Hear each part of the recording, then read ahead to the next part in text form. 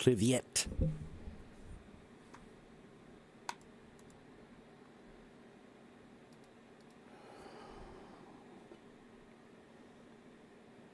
And hello, Gio from Chile. Hola.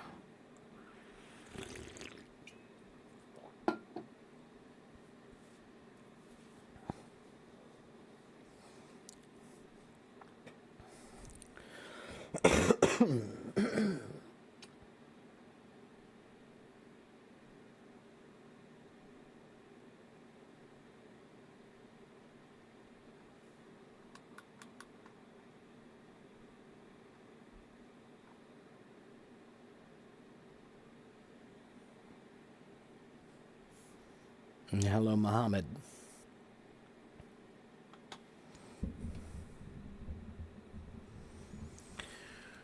Okay, so if you are here, then you are welcome to begin asking me questions.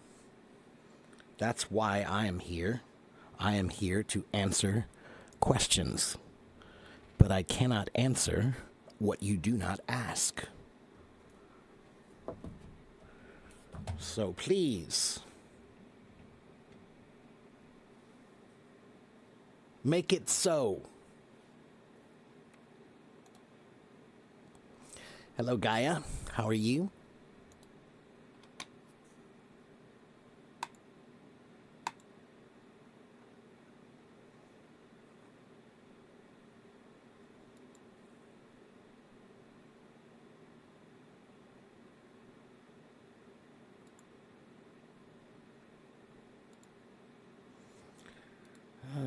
Where are my preferences?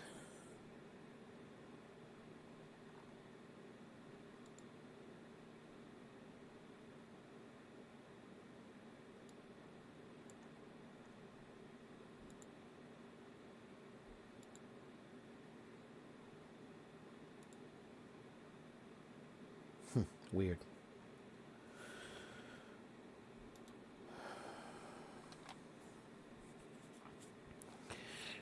Can I make advice? Wait, can I advise video on YouTube about English grammar? You want videos that teach you about English grammar? Wait a minute. There was...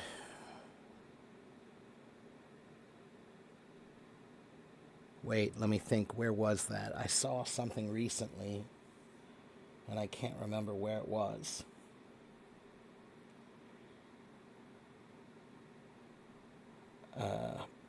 I don't know any channels specifically that teach grammar on YouTube, but I'm sure there are some. Let me see if I can find something quickly for you.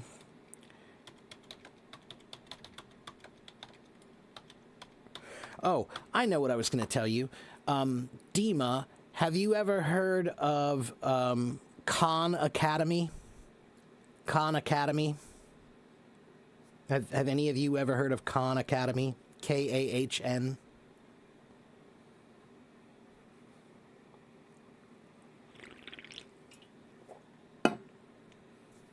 K-A-H-N.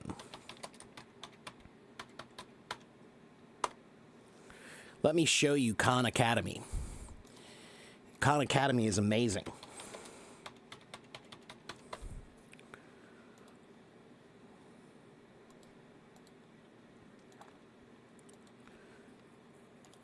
This is Khan Academy. Okay, Khan Academy is a website that's completely free, and it teaches just about any subject that you want. Okay, so let's type in, I'm a learner. I don't know, I'm just going to put in something here. It doesn't matter. Okay, I don't want to do this. Let's just do this.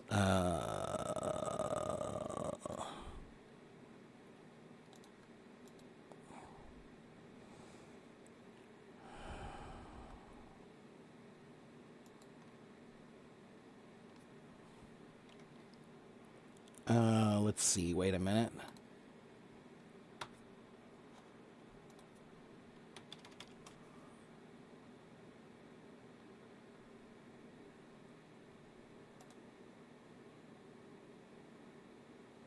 Huh? What happened?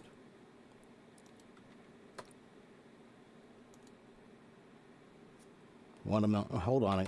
Hold on, everybody. I'm having some problem with my computer. Log in. Come on.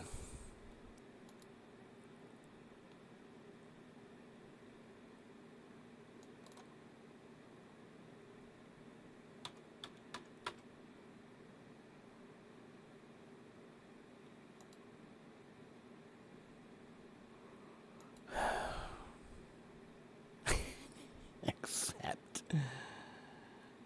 Good Lord.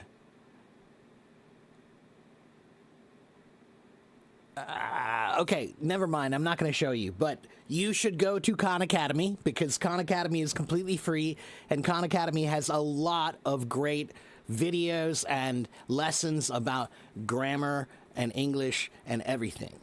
Okay? Okay, now, next question.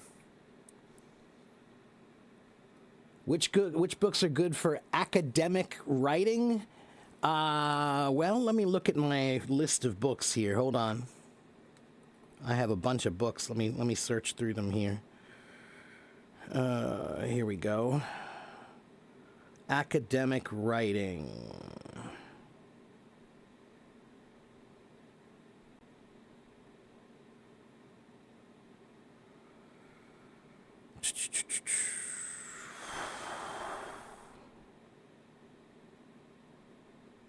Well, one thing I'll tell you for academic writing, Amir, are you familiar with Purdue?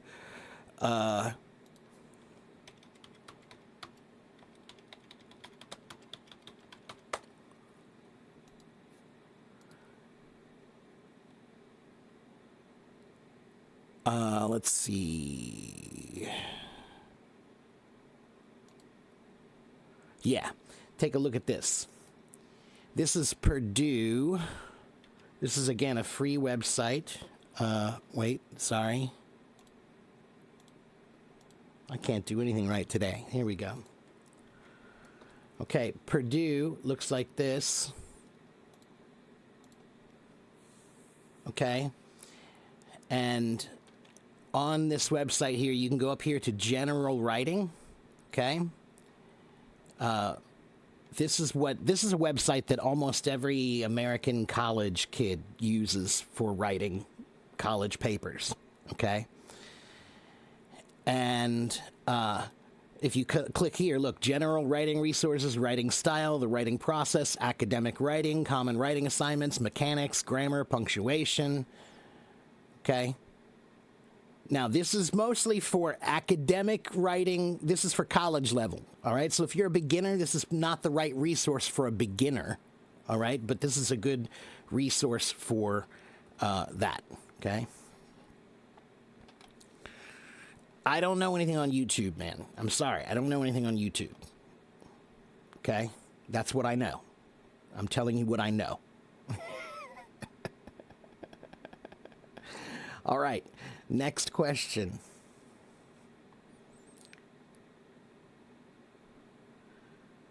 Hello, Nora.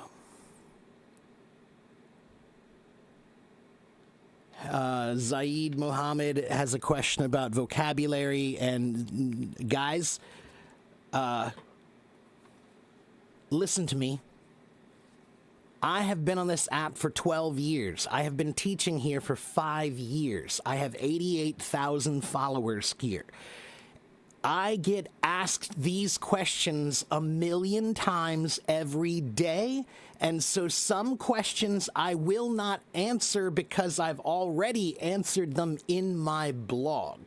Okay, so for example, if you have a question about how do I learn vocabulary, then you need to read this blog. Okay, I wrote an answer about how to learn vocabulary. If you want to know about how do I be more fluent, how can I think in English, then you need to read this article. Okay, and if you want to know how do I study English properly, like I don't understand the best way to study, well then you need to read about this The 8 Parts of Language. And there are many other articles on my blog that you can read that will help you, okay? But there are many questions that are basic questions. How can I be good at English? That's not a good question.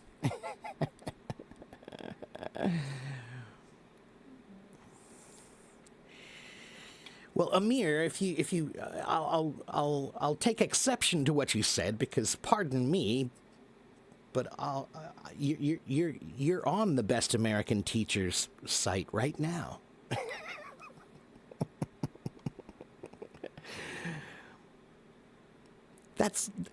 How can you be on my page and talk about somebody else being better than me?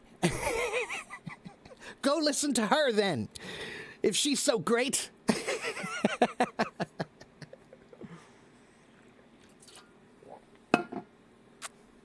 I'm teasing. Okay, is there a helpful app or something for improving spelling? There are many that are good for improving spelling. One of them is this website here, games2learnenglish.com. Free website with nothing but English games. Okay? Nothing but English games, and some of them are for spelling. Okay, but there are games for grammar and vocabulary and spelling and adjectives and adverbs and for prepositions and tenses, lots of different games, okay? And then there is a spelling app that I was talking about recently. I can't remember the name of it now.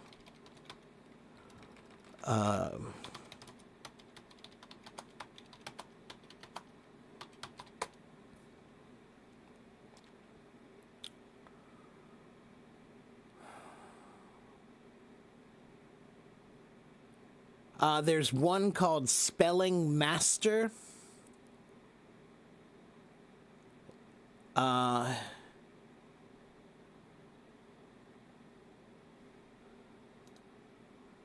Most of the spelling apps are for kids, so you're doing a kids app, right? There are only a few that are spelling for adults, okay? It's kind of weird.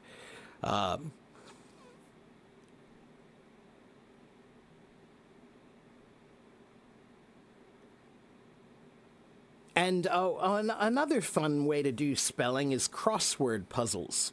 Do you guys ever do any crossword puzzles? Have you ever done a crossword puzzle? Those are fun.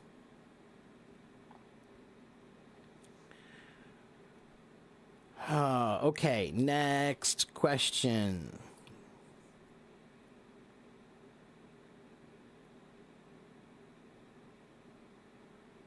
Hello, Romana. How are you?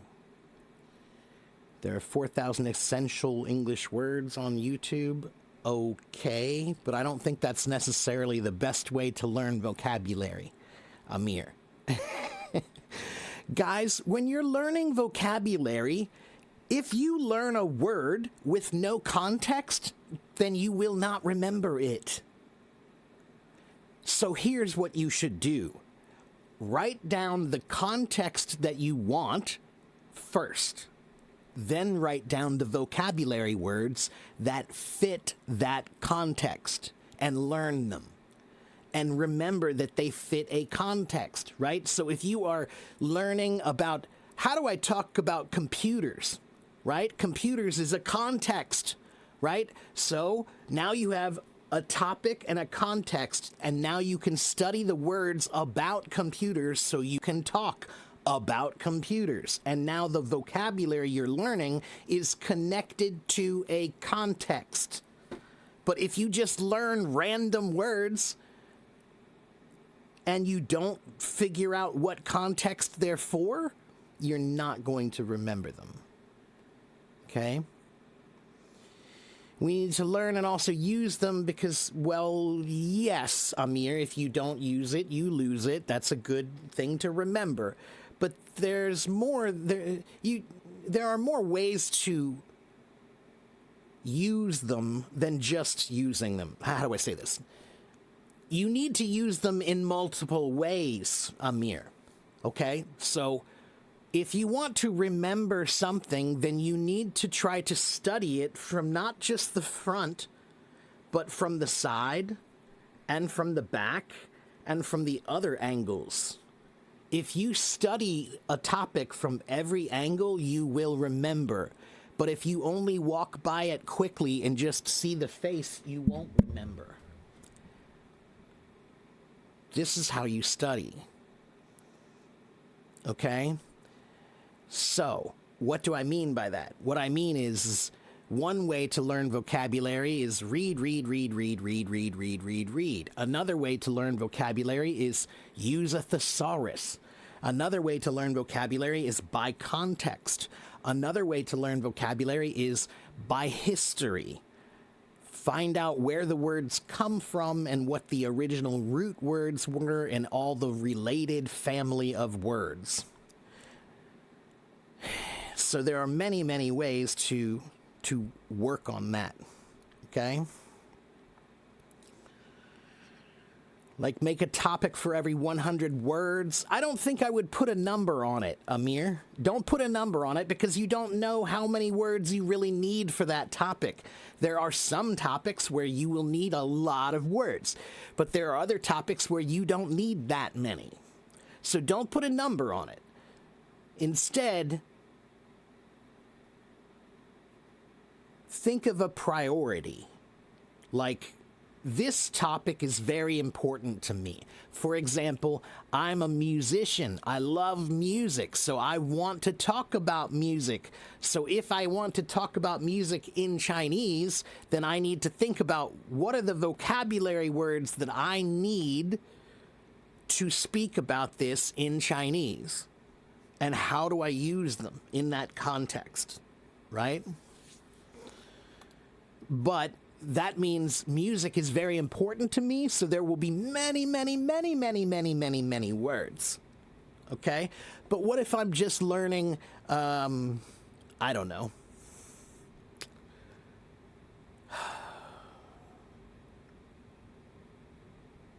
something that I'm not that interested in and something that I only want a basic understanding. I don't want a deep understanding, I just want a little bit. Then you don't probably need 100 words for that. Okay? Okay, let's see. One moment, please.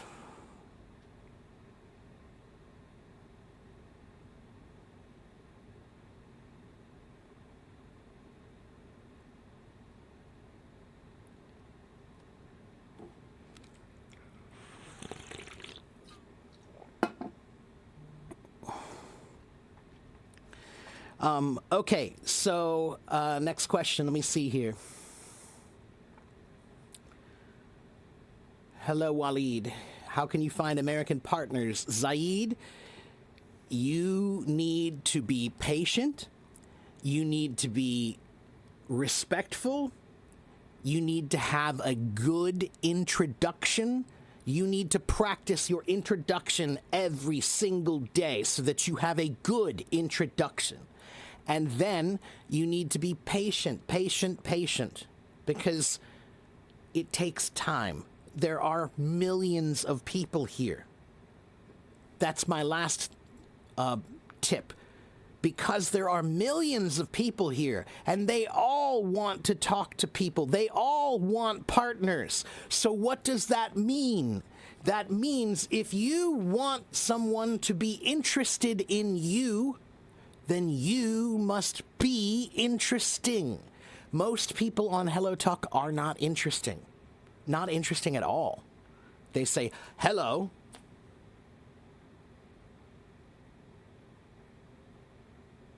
That's not interesting. I'm not going to reply to that because that's not interesting. If you say, hello, how are you? Still not interesting. If you say, hello, how are you? Will you teach me English? Not interesting. You've got to get them interested in you. They don't know you. Why should they know you? Why should they care about you? Why should they be interested in you? Are you interesting? Because if you are not interesting, then they will not talk to you.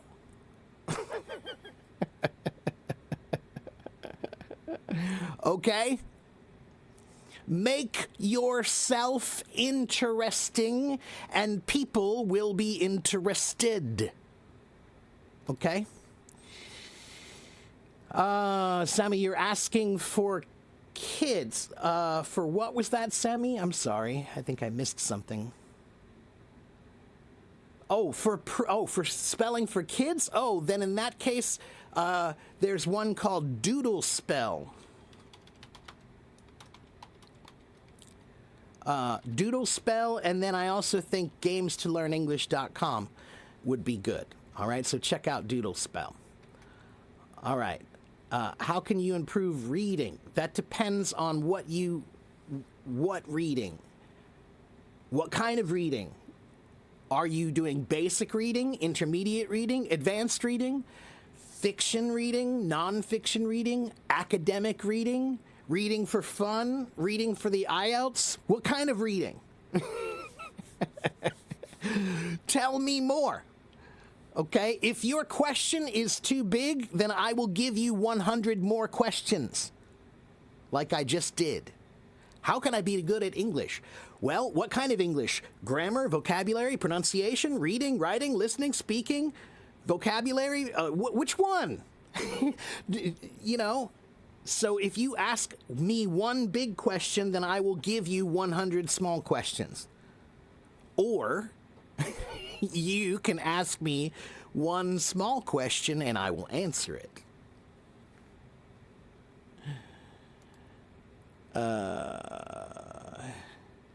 You might know an app that's useful for adults for spelling. If it's a good app, then fine, share it.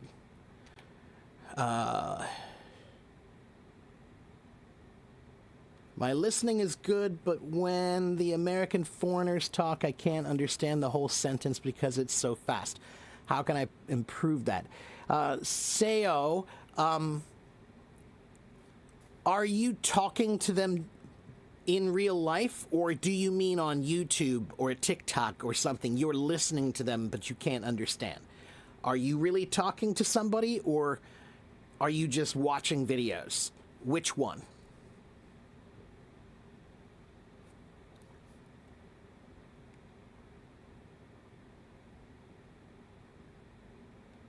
In real life. Okay, so in real life, it's a very easy answer. Okay, in real life, you're not going to like this answer, but this is the answer. Okay, in real life, if someone is speaking too fast, then you should say, "I'm so sorry. Can you slow down just a little bit for me? I would really appreciate it." That's what you should tell them. Because guess what, Seo? In real life, there are some people who just speak too fast. Okay? So, even I'm a native speaker and a teacher, but I sometimes will tell somebody, "Hey, slow down." My students, sometimes they'll speak too fast, and I'll tell them, "Slow down." That doesn't matter. That's not the point, Seo. That's not the point. Your ears will develop with time, okay? Your ears will develop with time, but in the beginning, you need to tell them to slow down. The more you talk to them, the more comfortable your ears will become with their voice, and then you will get faster and faster, okay? But you must crawl before you can walk, and you must walk before you can run. All right, so Seo, when I speak Chinese, sometimes people speak Chinese to me, and it's way too fast. And I have to tell them in Chinese, "I'm so sorry. Can you please slow down for me?"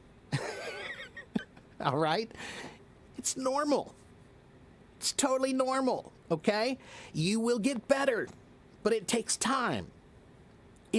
While you're waiting, you should just ask them to speak more slowly. That's it. It's very simple. Okay? All right. What do I think of the Feynman method? The Feynman method is great. I love Richard Feynman. He's somebody who I admire quite a bit. I've studied his methods a lot. Actually, I think I learned his method before I knew who he was, because I did his method myself. I did the same thing. The Feynman method and my method, they're almost the same, and they exist separately from each other. Most people, if you teach, you will find out that teaching is a wonderful way to learn. And I started teaching when I was 18 years old. So I found out that teaching is a wonderful way to learn. So, yeah, the Feynman technique is great. It's a 4-step technique, right? You choose a concept, you teach it, and what is it then? I can't remember. The third one is what? Oh, yeah, just go back and review, I think, if I remember right. Yeah, and then simplify, right? And I do that all the time here. Analogies are a wonderful thing. Teachers use analogies often to show you. I was talking to my father about this the other day. My father is a psychologist, and I was talking to him about how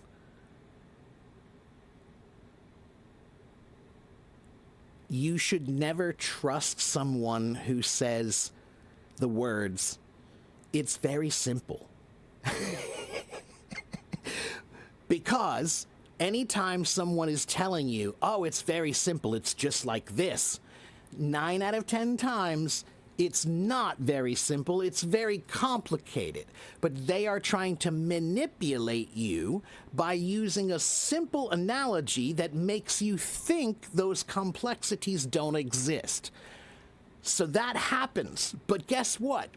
Teachers use that also in a positive way. So there are two kinds of people. One kind of person will tell you, "Oh, it's simple. You should just listen to me. It's simple." And they are trying to trick you. But teachers will tell you it's simple, and they are trying to trick you as well. But they are trying to trick you to help you. You think it's hard, so I will give you an analogy that makes it seem simple, and you'll say, "Oh, maybe I was wrong. Maybe it's not so hard." And then you do it. So manipulation can work both ways. But you should always be careful when you hear someone say the words, "Oh, it's very simple." Because 9 out of 10 times in life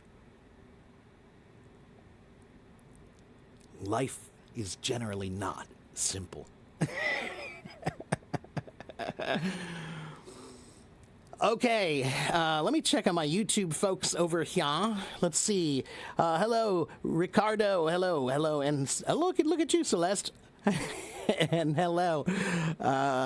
Who is it? Sal Thy. Hello. And Thena. Hello, over in my YouTube channel. Okay, wait a minute. Let me make sure I didn't miss any other comments.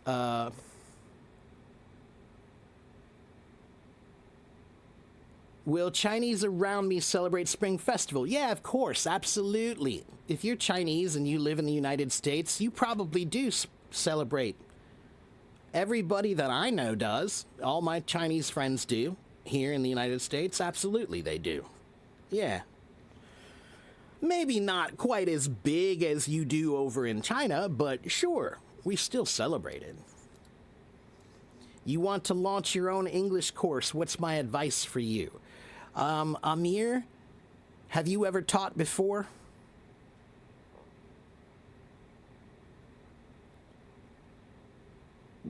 Excuse me. No. Okay, well, then here's my suggestion, Amir. You cannot ask someone to pay you to do something that you have never done. So, if you want to do it, then you better start. And that means you don't get paid Or you better charge very little because you have no experience. So even if you have great knowledge, if you have no experience, you cannot charge people for that.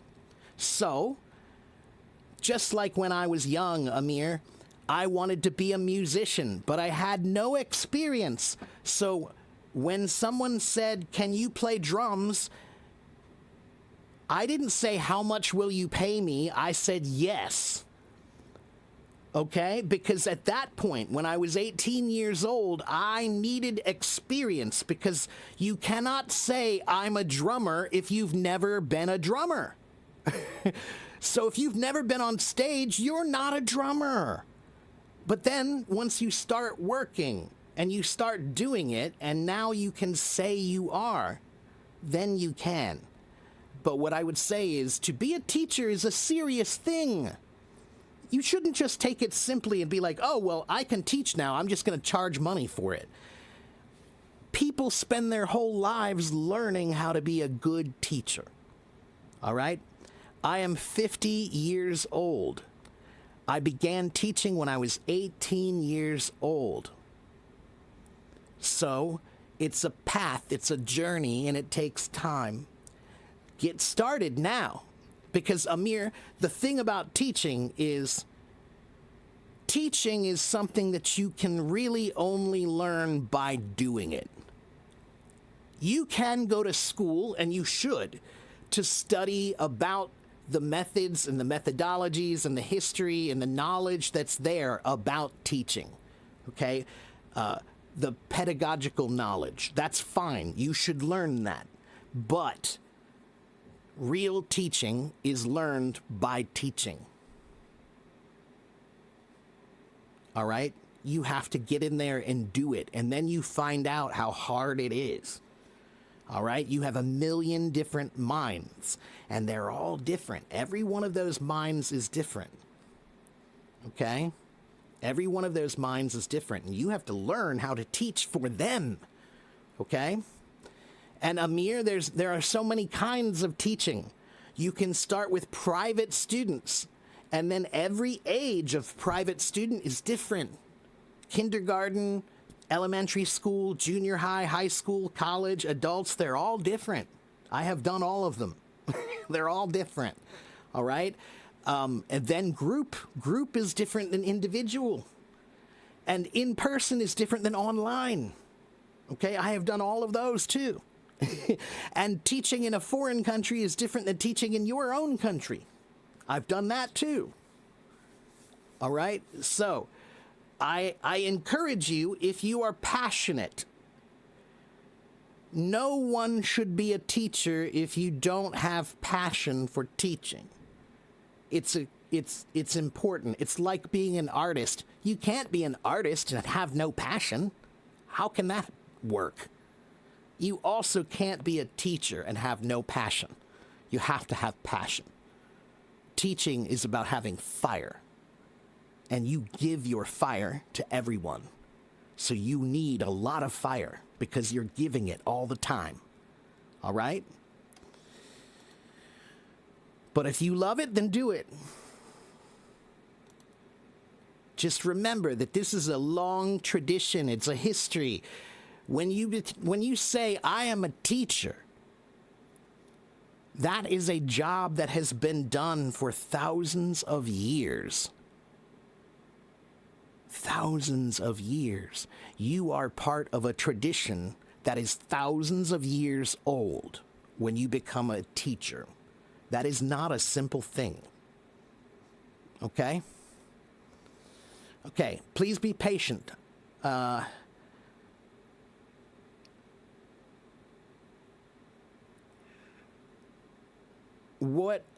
important is word stress to be understood in speaking English? Wordle? That's a good question. It's not super important, all right? There are many words in English. Some have one syllable, some have two syllables, some have three syllables or more. And many of the words that have 2 or 3 syllables or 4 syllables, the accent, the stress of the syllables is hard to predict for somebody who's not a native, right? So, is it combat or combat? Well, in this case, it's both. The word combat is a noun, but the word combat is a verb. That also happens. There are some words that when you change the stress, it changes the word from a verb to a noun. So, however, if you say a word in English and you use the wrong accent, the wrong stress on a word, probably it will be okay. Probably they will still know what you mean. And probably they will just tell you the proper pronunciation. Okay? It's not uncommon, and it's not that big of a deal, in my opinion. Okay? Academic reading for IELTS. I have that, Mewish. It's on my website. You need to go to my website and sign up. And on my website, go to resources, and on resources, click reading, and then on reading, click Scientific American. Scientificamerican.com is a science website that has academic level Band 8 reading. IELTS Band 8 reading. All right? All right. And yes, Memrise. I've heard of Memrise, and Memrise is good, Waleed, so that's good. Thank you. What's your name? Your name is Yemen. How to improve reading skills. Go to, well, it depends. What level are you?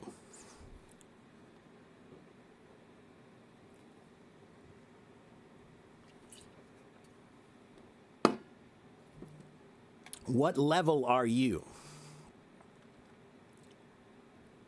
You know, are you a beginner? Are you intermediate? Are you advanced? A1, A2, B1, B2, C1, C2? What level?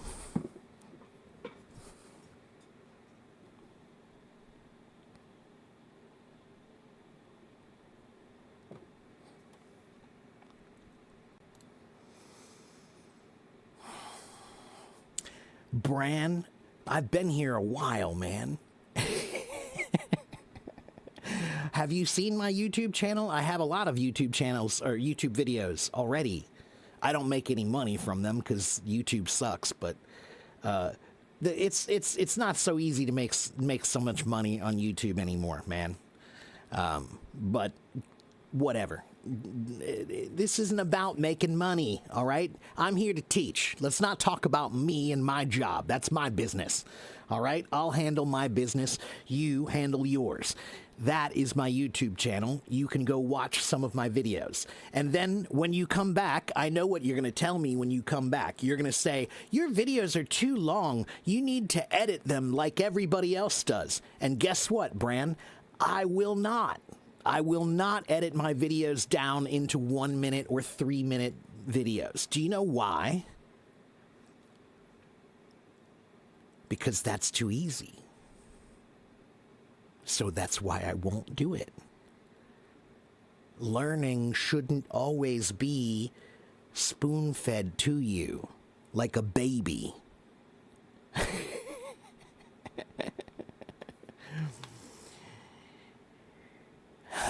There is material for reading, but you're not in the right place.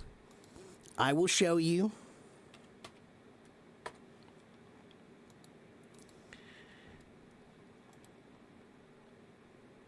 If you go to my website here, this is my website, okay? This is my website, and if you go to my website, you go up here, and you click on resources up here, this one, resources. Okay, this place up here. And look, Teacher Mark's top English resources. And then you go here and you click on reading, and then eslfast.com, Breaking News English, English Club Reading, British Council Reading, Hagerstown Reading, Lingua.com. That's material for reading. ESL Fast has like 3,000 stories for free. Yes, free. Free, free, free, free, free. You have to sign up with an email address, but it's free. Okay?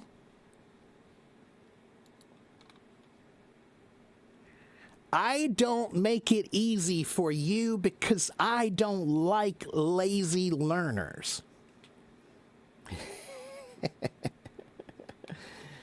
When was the last time I saw a gym? What kind of a question is that, Bran?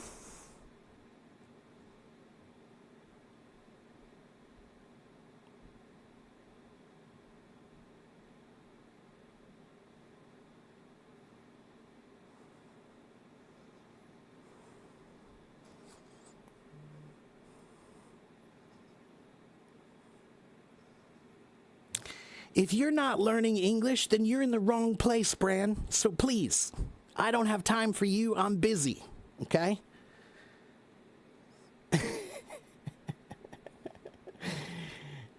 I have 88,000 followers here, and they are talking to me right now, okay? So, please, bye. I got no time for that. Okay, let's see. Next question.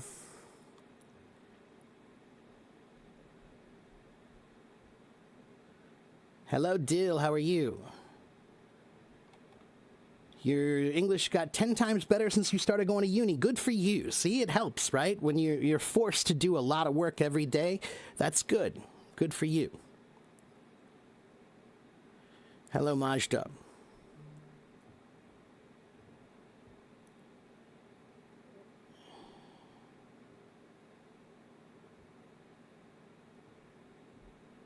When was the last time I saw a gym? What is that? I don't even understand. Who asks a stupid question like that?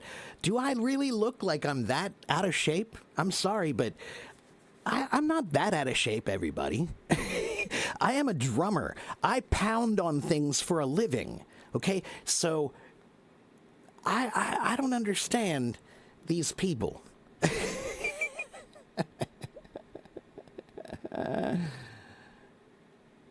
Actually, I do understand these people. Lucas, you want to see what's on my glass? What's on my glass explains these people. Can you see it? I don't know if you... There you go.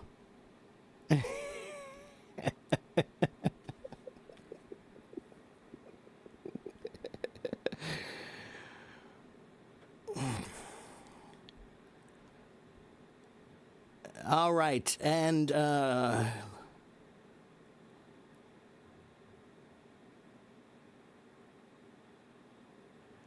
the word buoyant, is that a C1 level word? I don't know if I would... Is it the... It's probably somewhere in there. It might be B2, C1. Is it natural? It's natural in certain contexts, yeah. The buoyancy. Buoyancy means how well something floats or not. If something is buoyant, then it floats on the water, okay? So... if you are talking about things that float, then the word buoyant is very normal and natural. It's normal to talk about buoyancy when you talk about boats or, you know, like things that float in the pool. Those have buoyancy, okay?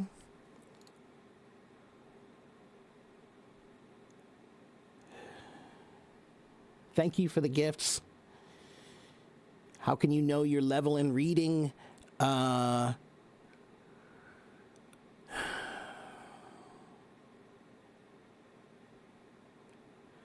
There are probably two ways you can know your level in reading. One would be just to go online, like go to ESL Fast, okay? Go to that website and then see which level you feel like you're at, okay? ESL Fast is a website for mostly beginner to intermediate level. Okay, they did add some more advanced reading now too, so it's got some advanced reading. But you can go there and read the levels and see which one is easy for you and which one is difficult for you, and then it'll give you an idea of where you are. All right, so go to that website. Next question. Oh, the second way you can know your reading level would just be to ask ChatGPT to give you a bunch of different reading to do and talk to it about the reading. Like, so say, this was hard, this is easy, I think this is harder, this is easier. Just keep asking it to give you more reading until you find one that feels like the right level for you, and then ask it, what level is this reading? Okay, so you can go back and forth with ChatGPT about reading, right? Ask it to give you reading and keep telling it, this paragraph was hard. Just give it, say one paragraph. Write one paragraph, and then you read it and say, I think this was really hard, or I think this was really easy, right? Then it will adjust, and then you can finally say, oh, this paragraph is my level. This feels good for me. And then it will tell you that's B1 level. There you go. All right?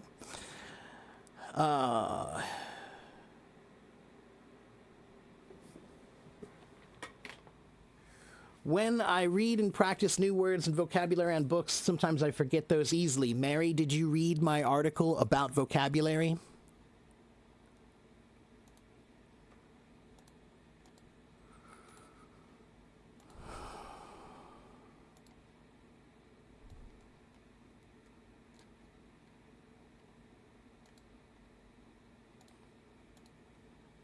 You need to read this article about how to learn vocabulary the right way.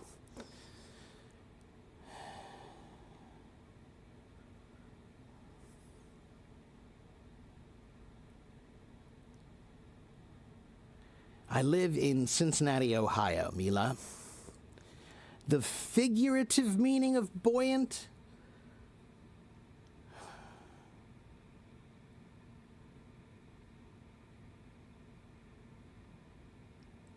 You could say he has a buoyant spirit, maybe. You could talk about their spirit being kind of buoyant, like light, like it floats. Okay, maybe. But I don't know. There are not too many ways that I can think of to try to use buoyant in a figurative way off the top of my head.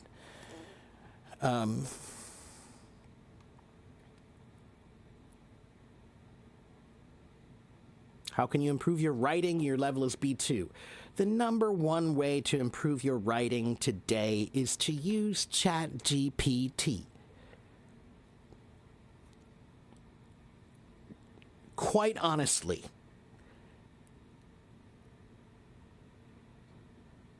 here is how much help you can get from ChatGPT, and here is how much help you can get from almost any other source for your writing.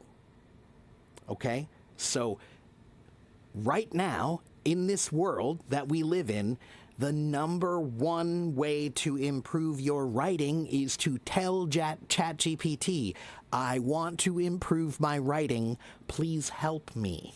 And it will. It will make a system to help you learn how to improve your writing. Okay?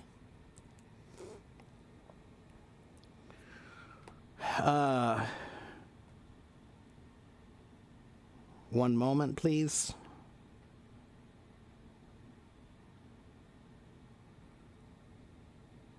Majda, you're going to have to check that word because the word you're using is not...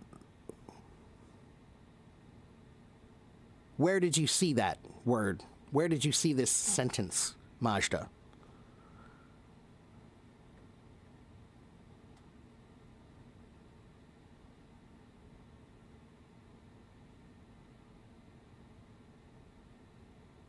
It should be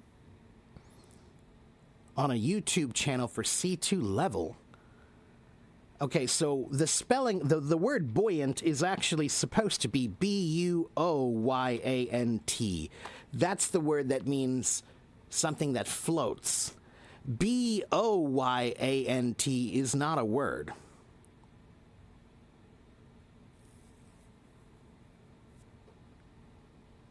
There's a company called Buoyant.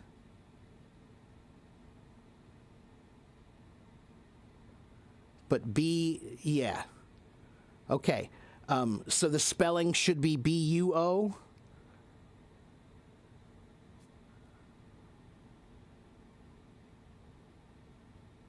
Is that correct?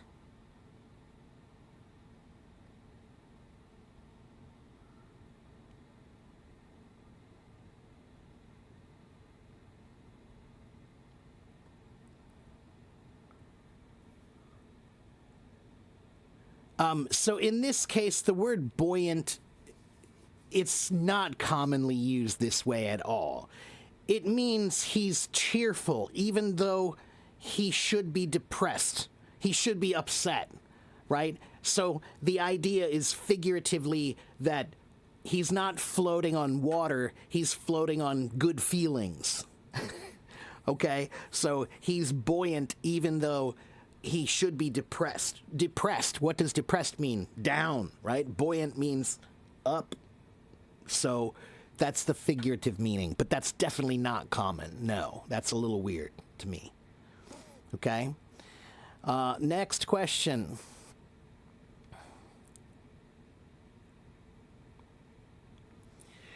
Like the wine whispering in the rain, my sword's whispering in my heart. What does that phrase or sentence mean? I don't know, man. If that's a song or if that's a poem, then it means whatever you want it to mean, Waleed, because that's how songs and poetry work. Okay? When an artist or a poet writes something, maybe they do have a meaning. That's their meaning.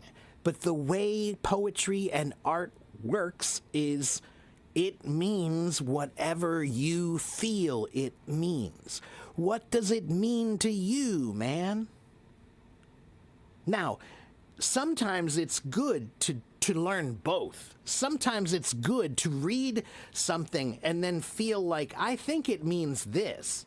But then you go learn what others have thought it meant so that you have both perspectives. That's good.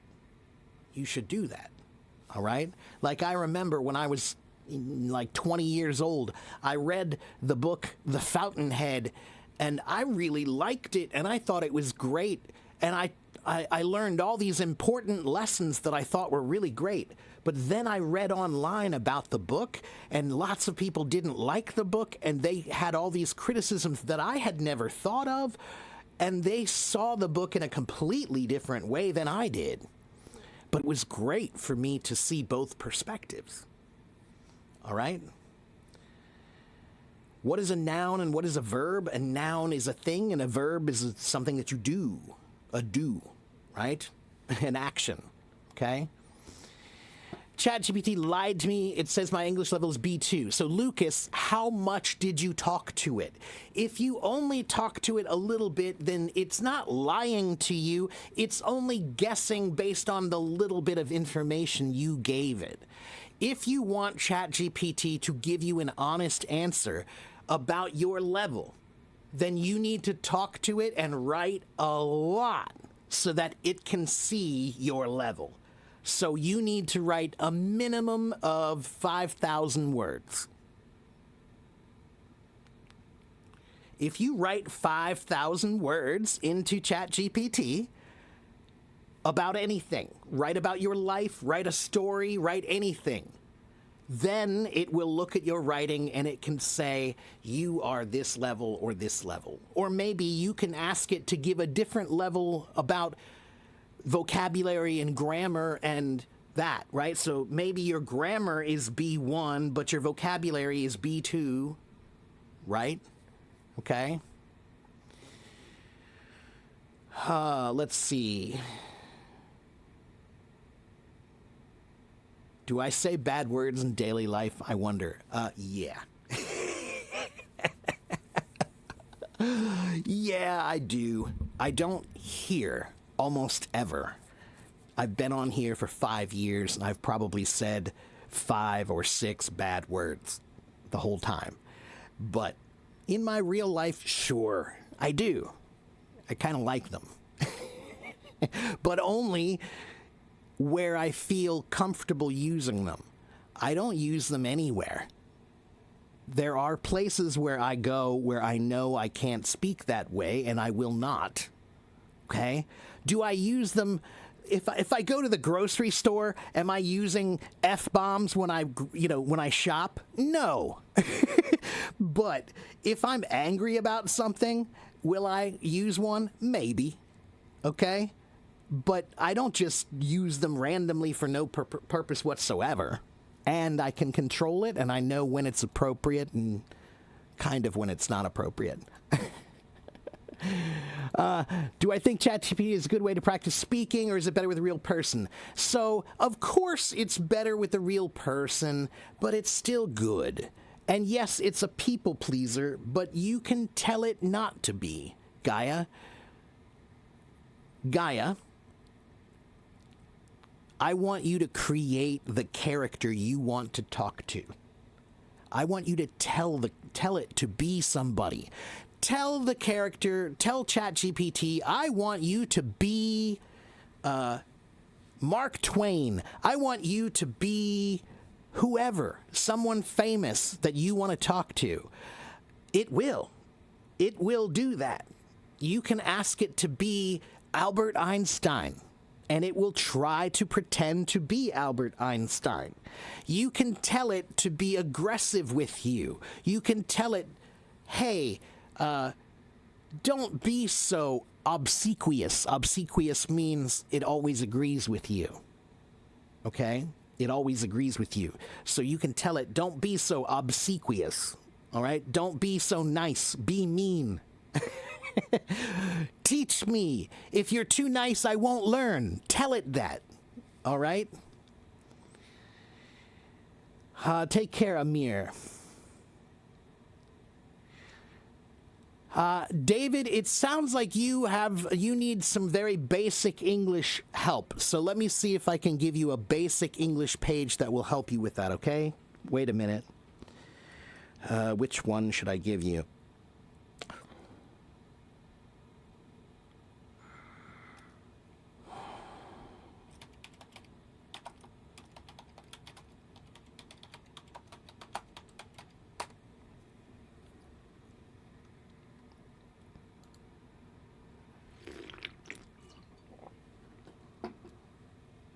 Let's start with this, maybe.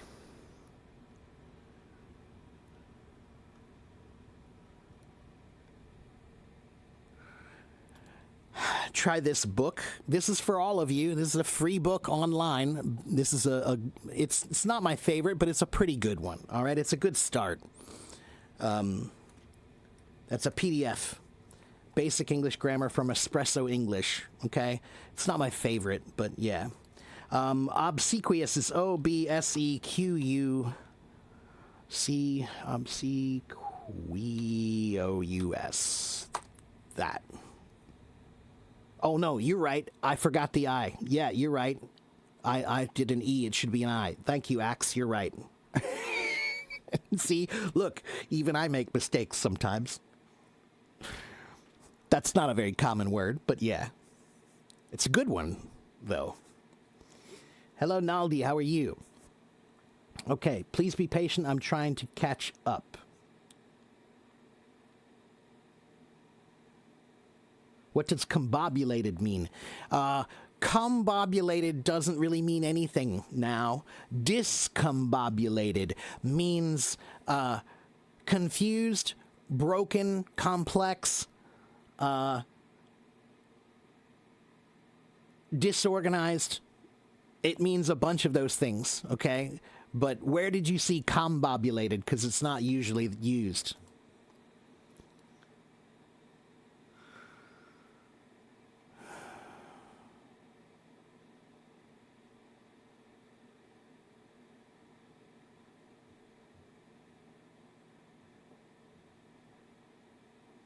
Like I said, Waleed, I don't know what it means, man. I don't know. I have no idea. Why would I know? That's poetry. Okay? It means whatever you want it to mean. Okay?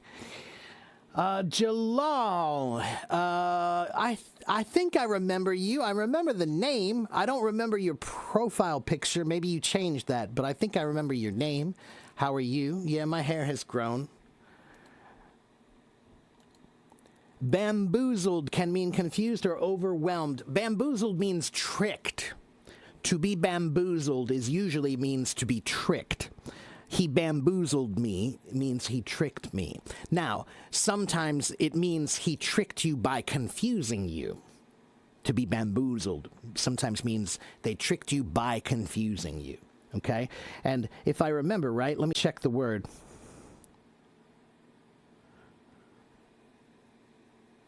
Huh?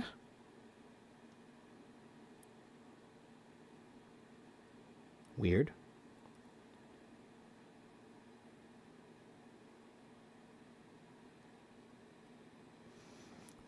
Okay, it says...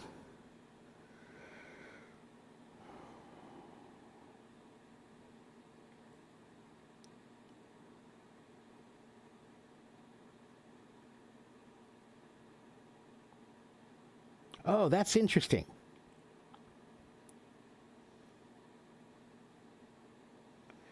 So it says the original meaning of the word bamboozle, it means to cheat, to trick, or to swindle. Okay, to cheat, trick, or swindle. They all mean the same thing.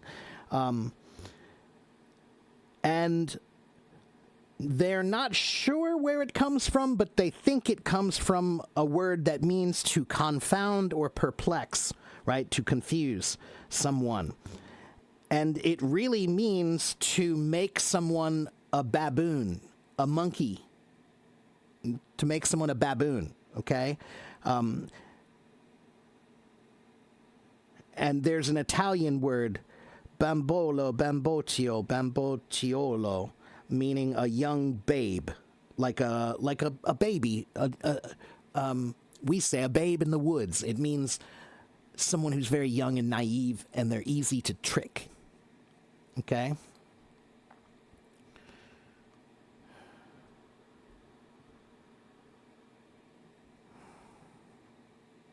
You speak more than writing, actually. That's fine, but I think both are really good to do. You should do both. Both will give you benefits. Okay?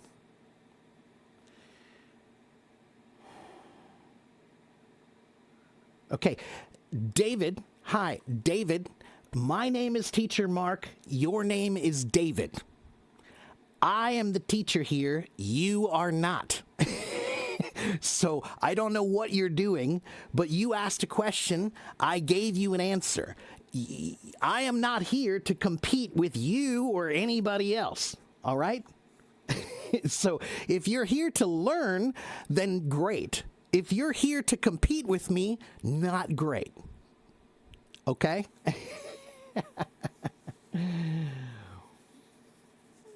Okay, next question.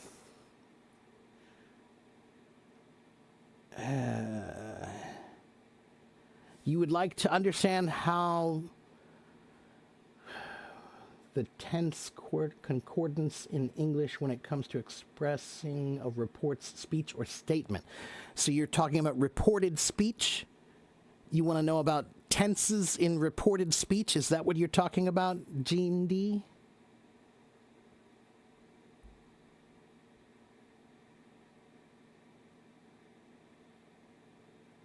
Did I study linguistics? I have studied it myself a bit, yeah. Not formally in school, if that's what you mean. But yeah, I've studied linguistics a bit, more than most. Definitely more than anybody who's not a linguist.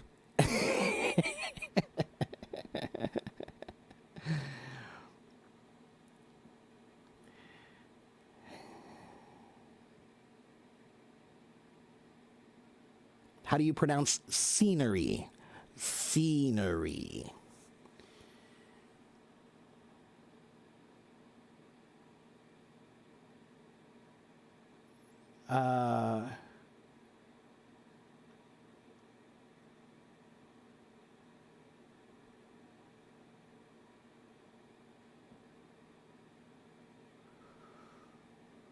Yeah, they probably were talking about that. Alexander. Funny. A whole lot of people have been bamboozled here. A whole lot. Okay, how can you quickly improve your IELTS score from a 6 to a... Oh, wait. From a level 6 you achieved 10 years ago and restore your proficiency, especially in reading. So if your focus is reading, then you need to read a lot every day. That's very simple. That's the easiest answer. Okay? But restoring your proficiency for most people is about remembering how to think in the language. Okay? If you can't think in the language, then you can't operate freely. You can't be comfortable. You can't be relaxed. You're thinking too much. So that's the most important part, is retraining your brain to think in English every day so that you're using it all the time. And then you'll find the things you need to improve upon by using it. Okay?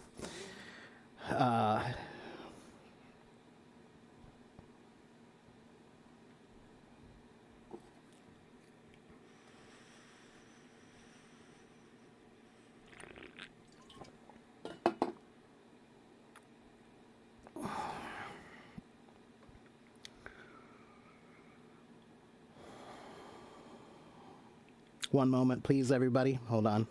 Got to answer a message here.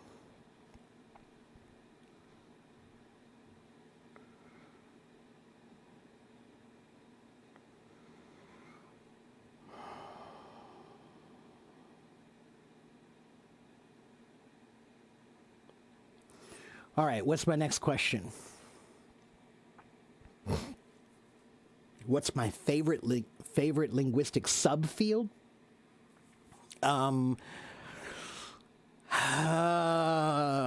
Probably,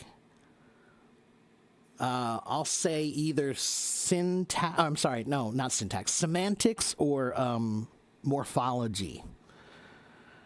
Syntax bores me, and phonetics is kind of interesting, and so is phonology. They're both, when you look at a bunch of languages, right? Like, I have had the privilege of being on this app for more than 12 years, and I've talked to people all over the world, and that means I have had the opportunity to hear many, many, many languages, and I'm a musician.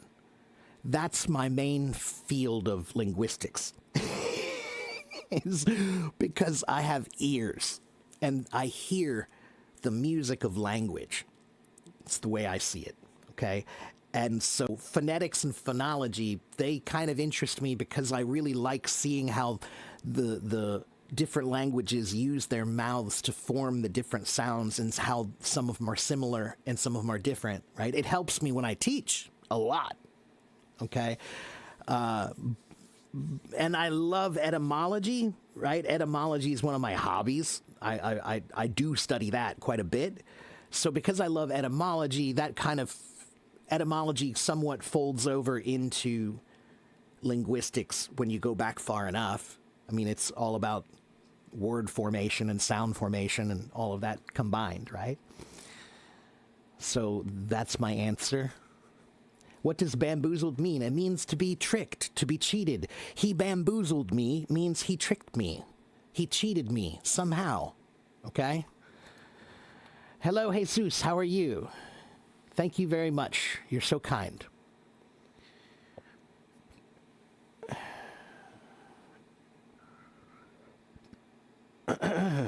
Excuse me.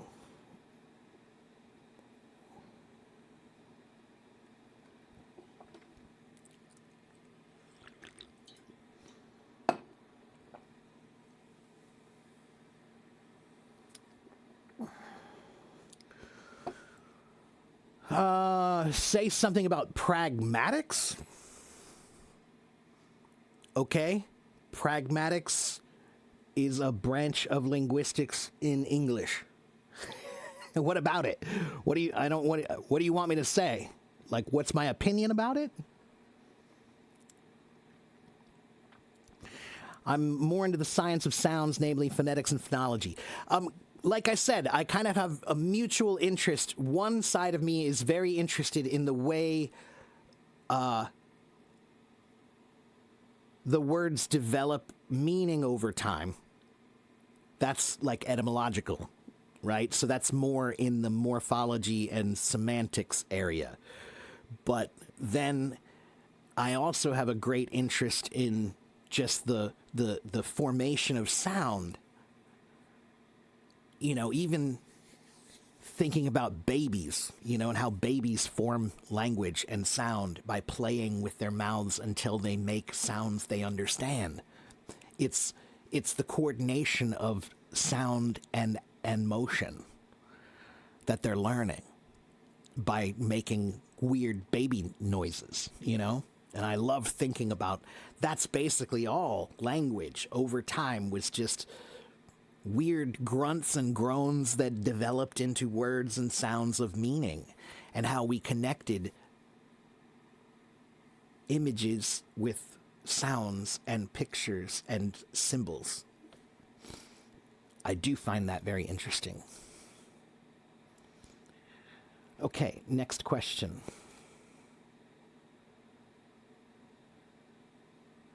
You did the ChatGPT reading level, you're C2, but you're bad at writing only reading level. Okay. If you're C2 reading, then you should be doing a lot of heavy reading. That's pretty heavy reading. C2 level's pretty hard.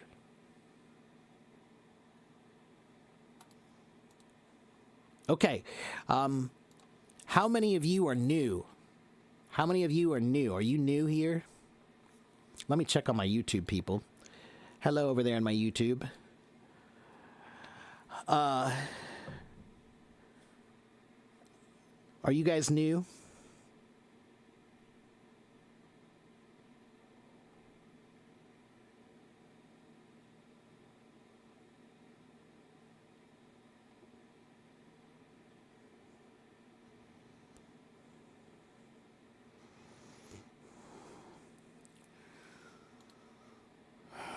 Semiotics, right.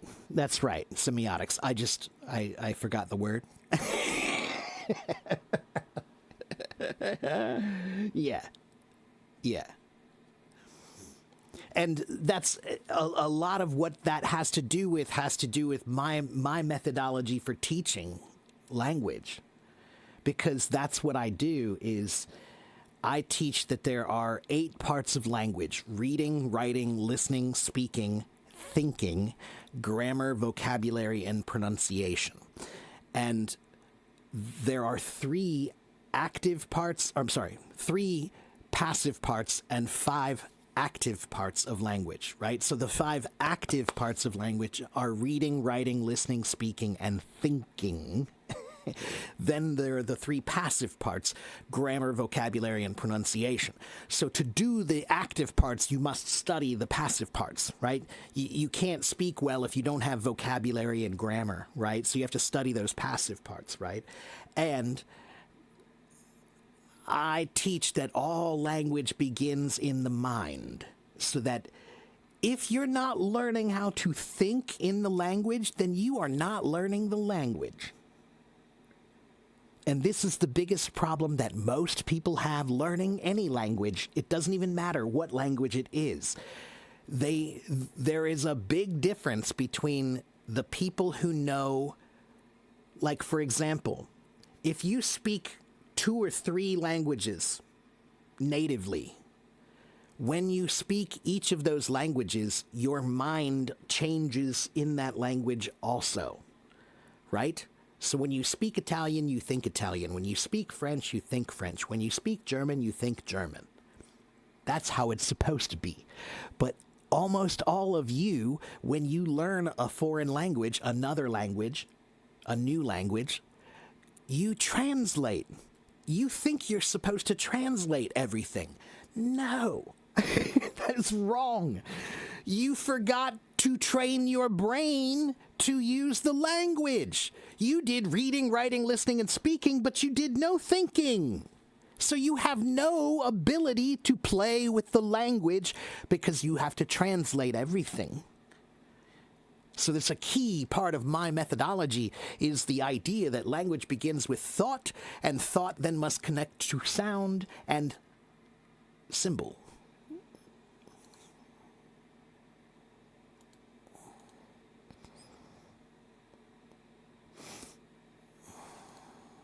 Yes, receptive and productive skills, indeed.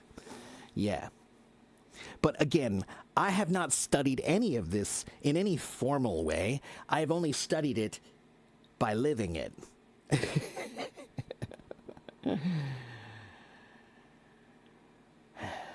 Thank you, Sidra. That's nice of you. We have a new dog now. Marco, do I think that very distant countries could have chosen the same sounds to mean the same concepts? They have many, many, many. Mama, papa, baba, these words, those few words, there are many that are the same all over the world. There are. Yeah. So, when you get into it, it's very interesting. There are certain words that exist all over the world similarly in that way. Yeah, it's very hard to understand how that exactly happens, but it's very, very interesting. Lillian, how are you? Sure, how are you? Good to see you. How Joe Bojian?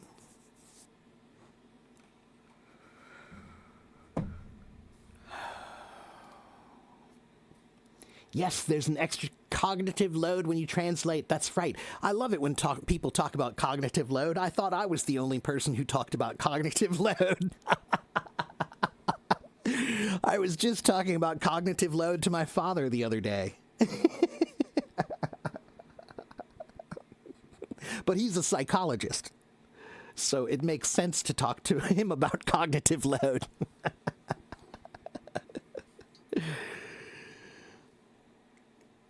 I'm glad you're doing great, Lillian. It's good to see you again. Hello, Isa. So, once again, guys, if you are new, hi, I'm not new. I'm from the United States. I'm from Cincinnati, Ohio. I have been on Hello Talk for more than 12 years. I have been live streaming here for more than 5 years. I have done more than 1,300 live streams here for more than 2,300 hours of teaching here. I also have a YouTube channel here. I also have a website here, and I have a blog here. 88,000 people follow me here on Hello Talk because I am here Monday through Friday, and I'm a real teacher, or I try to be. I try to care. It's a very rare thing to find anymore when someone tries to care, but I do. So you're a linguistics graduate. Well, you know a lot more about it than I do, then. I'm just a hack. I only know from living in the field. I've never studied it like you have. You know, I have a bunch of books that I've read, and I got into Noam Chomsky a long time ago. I downloaded a few of his books and thought it was kind of interesting. And again, I found that it had a lot of crossover into etymology that I really liked. Street smart, so to speak. Yeah, kind of.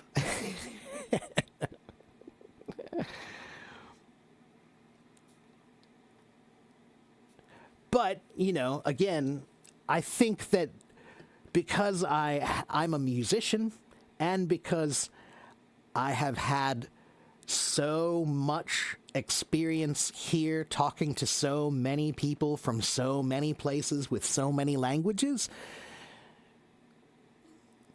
there are probably people who work at the UN who don't have as much experience as I do talking to people from around the world. So, I've had a unique experience. Let's just say that. I've had a unique experience. But it's mostly because I'm a musician. It's all about the ears and listening and thinking about how sound is produced. That's the job of a musician. Let's see. Like a bull holding a bazooka in a china shop. What does that mean? I've never heard that one, Waleed. The original phrase is just like a bull in a china shop. China is a word, when it's with a small c, the word China doesn't mean the country. It means nice dinner plates. Fancy dinner plates with designs and flowers on them that people put out for nice dinners. Those are called China. That's China. And why do we call them China? Because a lot of the nice plates from a long time ago came from China. They had these beautiful Chinese designs and painting on them. They were very ornate and beautiful. So the word also became a word that comes to mean plates. Okay, now, not any plates. China is only for special occasion plates, special dinners, fancy, special, expensive dinners. Okay, so you can't say China is just regular plates. China is only the word we use for special dinner plates. All right? So the original phrase is like a bull in a china shop. And if you put a bull, yes, porcelain, that's correct. That's right. If you put a bull, a big bull, in a tiny little shop with delicate things like china, it's going to break them. So it's a phrase, it's an idiom that means you are doing something with no tact, no sensitivity, no logic, you're not careful, you're breaking everything everywhere. That's what you're doing. Whatever you're doing, you're so big and dumb, you're just breaking everything. That's what it means. Well, thank you very much for saying that. It's not often someone comes to ask me any questions about linguistics, and it's even less often that I have a good answer.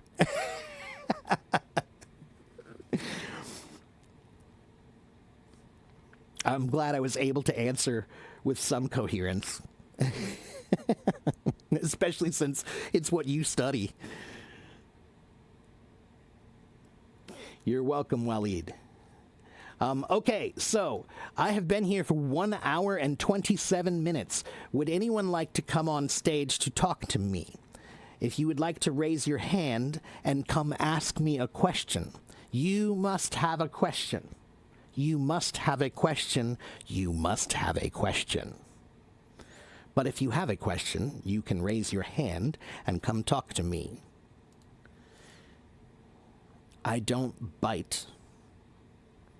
Right.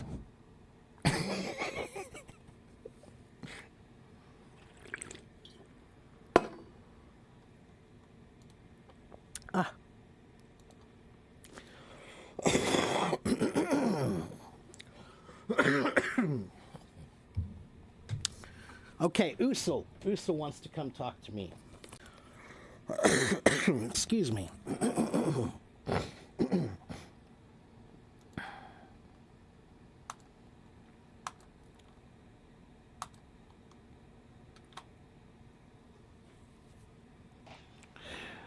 Hello, Usul. Hello. How are you? I'm good, thanks. Good. Thanks for asking. What about you? I'm fine. And you're in Iraq. Are you in Baghdad or where? Yes, I can say that. It's like my city is 2 hours from capital Oh, by car. okay. Yeah. North, south, east, or west of the capital? Southeast, Southeast. Okay, great. near to the border of Iran with Iran. What's your city called? My city called Wasat. Oh, Yeah. okay. All right. I think I've heard it before. Yeah, on the map. I think I've seen it on a map before. Okay. And what can I do for you today? How can I help you? Actually, I'm facing a problem in organizing my speech. For example, if anyone ask me a question. I'm preparing for IELTS actually, but if anyone asks me a question, like general question, I feel like I go blank. Okay. So, my first question is, does this happen to you in your native language or only English? Good question. I haven't tried this before. It makes a big difference because if this happens to you in your native language and in English, then that means the problem is not really your language. The problem is your thought organization skills. When you're making an argument or you're trying to say something logical or rational, you have to think about how do I say it well? Right? You have to organize your thoughts. What's most important? What's least important? How should I phrase it? What should I say? First, second, third. How should I end? These are things you need to be able to do. But if your thoughts are not organized, then of course you can't really say anything well, right? So, Mm, lots of people, when they ask me about this, let me ask you a question, Usul. Do you know how to write an outline? what do you mean by outline? An outline is something that you use when you're writing to give you organization to talk about what are you writing about, right? So if you're writing about food, right? Well, I'm writing a paper about food, right? So my topic is food. I'll write that at the top of my paper says food. And then I'll put Hmm. number one, a big Roman numeral one, and Oh, I'll say, let's say meat. yes, Meat is a big kind I of do food. that a lot. Okay, good. Yeah. Then that is outlining, and that is how you start because you have to organize your thoughts. Okay, and But let's take the both options. If I'm organizing my thought in my native speaker, how can I solve this problem in English? well, if it's happening in Do I both, have to make outline too? yeah, if it's happening in both languages, then that means your problem is that you need to work more on organizing your language so that you can speak more quickly and with more organization. Sometimes when you're well, let me ask you a question. Are you trying to debate? Are you trying to have a conversation? What are you trying to do? Mm, I mm, I often make debates but Oh, not usually. okay. But debates require you to have a plan. when you're go- when you're going to answer. It's a fight. A debate is a fight, and to win a fight, you need a battle plan. So that means you need to be organized, right? So when I think about a debate, I think about okay, here's my argument, and here is how I'm going to win this argument with my battle plan. I'm going to make this point, then this point, then this point, right? So Yeah. that's But why I the said, funny thing, go ahead. yeah, the funny thing, I am known for my the most organized person. Okay. Well, but But that doesn't when it always comes to translate. thoughts, it's like different story. It is different. They're not the same thing, but they are. It's if you're telling me that you are an organized person in real life, then that's a good thing because it means it will be easier for you to learn how to organize your thoughts. You just need to think your thoughts just like your house. You clean your house and you keep it organized and you know where everything is supposed to be. Is your mind like that? Yeah. That's the thing. I have another question. I'm how can I say? I'm facing a problem in paraphrasing. Okay? So in reading a section of edits, we have to read the whole passage and try to find the right answers or the answers that are not given in the passage. Mm-hmm. That makes the exam so difficult, so hard. So, how can I paraphrase? How can I exercise paraphrasing in my daily life? Like recently, I made something. While I was in voice rooms here in Holotalk, every word people say, learner, English learner, say, for example, the word gullible. I take this word, I know the meaning of it, and I record it in my notes, and I try to memorize it. But I don't know if this method is good or not on long term. For learning vocabulary words, it's not the best method, but it's not the worst method. In middle. Yeah, it's the middle, I would say. Most people just try to memorize words, and that's the worst way. The worst way is memorizing. It just doesn't work. That's why everybody comes here. That's probably the number one question that I get answered or get asked here. I'm sorry, is how can I I memorize do words? putting in I do putting them in sentences, and I try to make stories of them. That's good. But I feel like my trials is in vain. So I'm going to teach you how to do this in a better way. Okay. First of Okay. all, you said you make stories with them, right? That's good. Yeah. But let me teach you an example. If I'm trying to learn the word microphone, Yeah. I could write a sentence and just say, I bought an expensive new microphone. Okay, that works, but it's kind of boring, right? It's easily forgettable because it's so boring. But if Needs I favors. but if I say this, if I say, I hit my little brother in the face with my new microphone, Yeah, that's interesting. you will remember that. Now you have a picture in your head that you can remember. Your brain remembers funny. Your brain remembers weird. Your brain remembers crazy. Bosses. Yeah. So don't make it normal because normal is easy to forget. So this is a trick for your brain. When you write a sentence, write a couple of normal ones just to show that you can. But then I want you to think about a funny one, something weird. All right. I call this the big pink elephant hat theory. If I see you in your city, right? If I'm walking down the street in your city and I'm just dressed in normal clothes and I walk by you, you will not remember me because I'm not memorable. But if I'm walking down the street and I have a big pink elephant hat on my head, you're going to remember me because it was weird, Yeah. right? So you need to understand how your brain works, people, so that you can know how to use it, right? Don't just teach your brain in the most simple, boring way, because simple and boring are easy to forget. Yeah. That's a Okay? good idea. But what about long term? On long term. Long term for vocabulary, there are 4 ways to learn vocabulary words. Okay, 1, read, Yeah. read, read, read, read, read, read, read, read, read, read, read, read, read, read, read, read, read, read, read, read.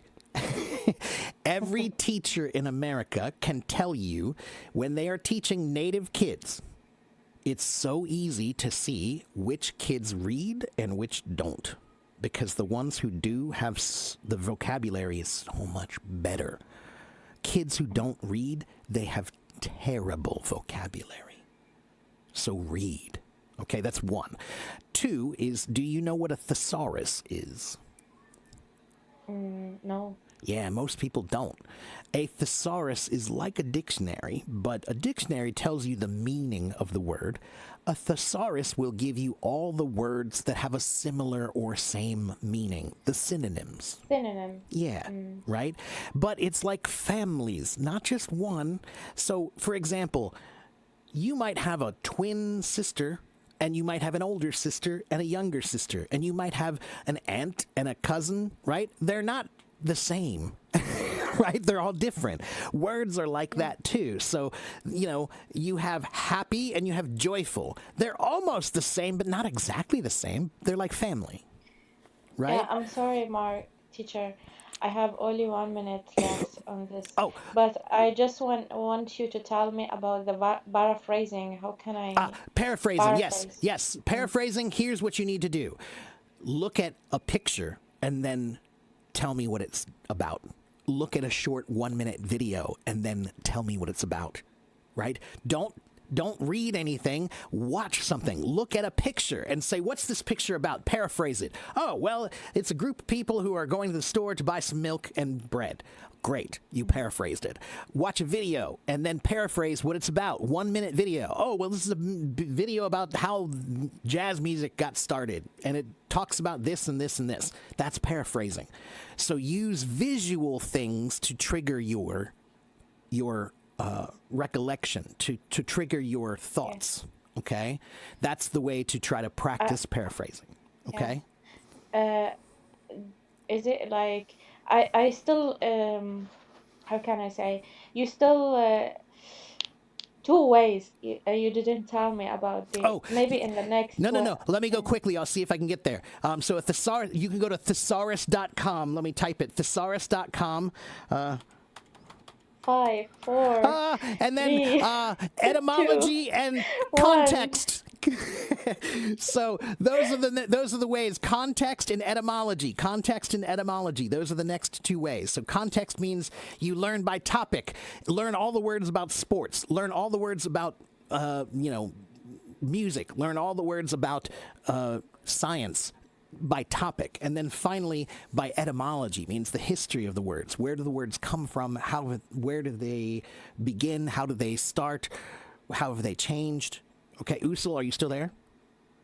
Yes, I'm here. I think. Amazing. You're still here. Okay, great.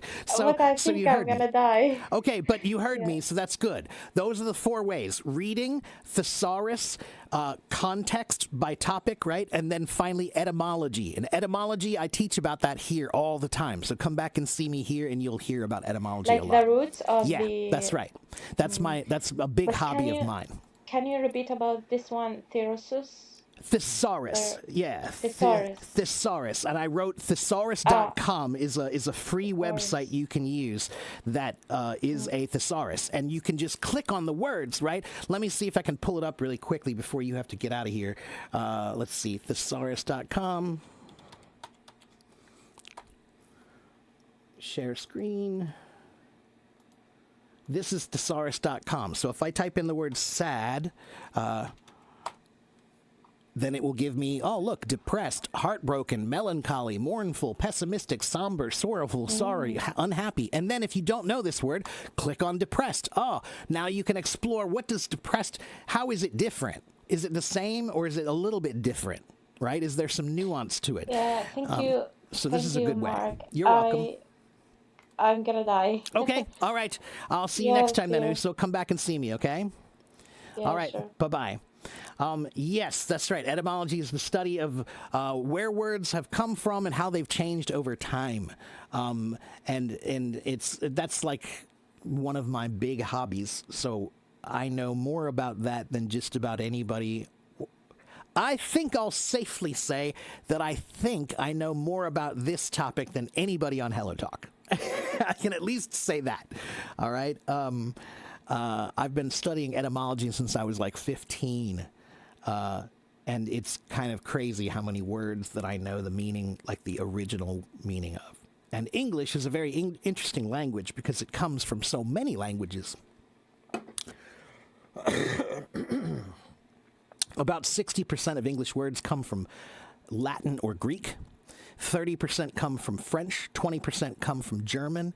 There are a lot that come from Arabic and Persian, some that come from Hindi, some that come from Spanish and Italian and Chinese and Japanese. So English is an interesting language.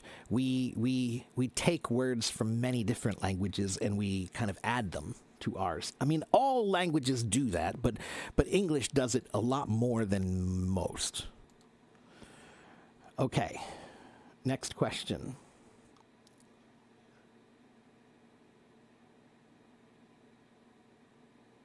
Organized thinking is transferable across languages. That's right.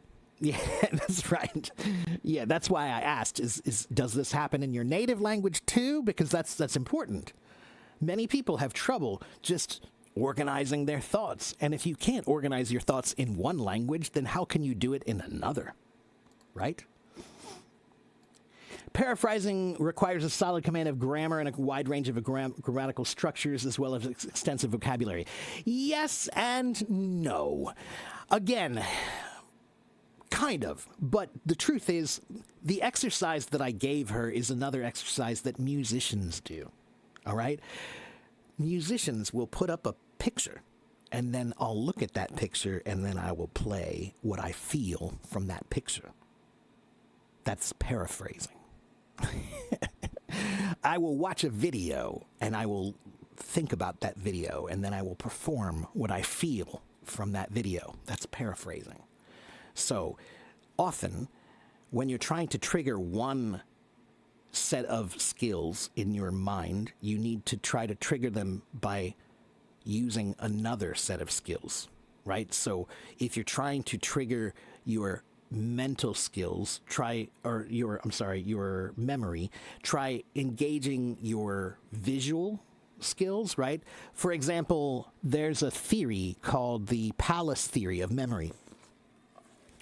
The palace theory of memory is a theory that your mind remembers things with locations better than without locations, right? And this is because evolution, if you don't know where you are, that's bad. So your mind always wants to connect information with location. That's programmed into us because of instinct, okay?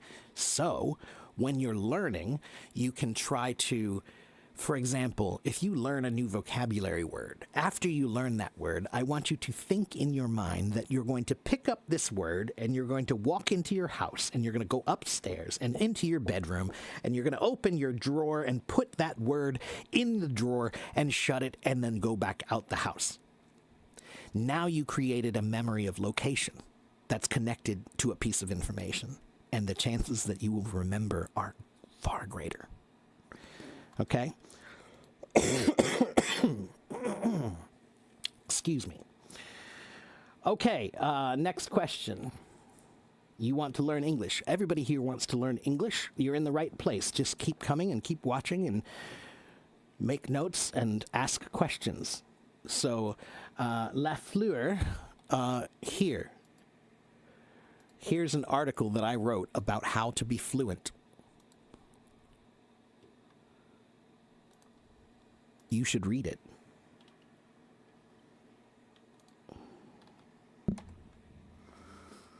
Okay, next question. I look like Russell Crowe, okay? I don't think so, but okay. Another important thing you consider is mastering the parts of speech. When you know the grammar, the grammatical form of the word, it becomes relatively easy to use it. Again, I'm going to actually push back a little bit on that because I don't encourage grammar study on a great scale. For the same reason, again, in music, we have music theory, and there is a lot of music theory. But the majority of music theory is very advanced and not that practical. And we have a saying in music. Talking about jazz is like dancing about architecture. It means you're not supposed to talk about it. You're supposed to listen to it and feel it. And language is a little bit the same. That if you're thinking about it too much, then you're not doing language, you're doing math. Same thing with music. Music has math, but math and music are not always the same. There are some people who are performing from their heart, and there are some people who are performing from their mind. And they're not always the same. And usually it's some combination of the two. But, so what I'll say is, grammar is important, and you do need to know a good deal of it to be good. However, grammar has diminishing returns, which means that there is a certain point where grammar actually becomes complexified. It means the opposite of simplified. To simplify means to make something more simple for the purpose of understanding better. To complexify means to make something more complex to make it less understandable. And in grammar, that happens a lot. The more advanced you get, the grammar explanations need explanations. So, so there's a diminishing level of returns in grammar.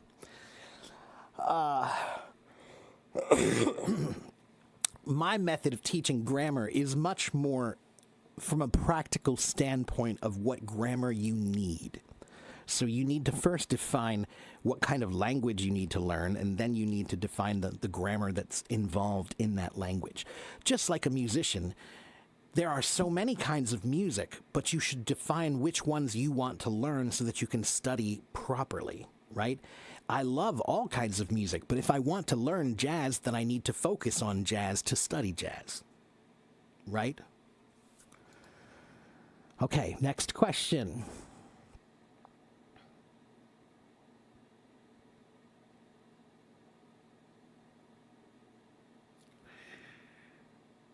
Which words are from Persian in English? There are quite a few. Let me look at my list here again.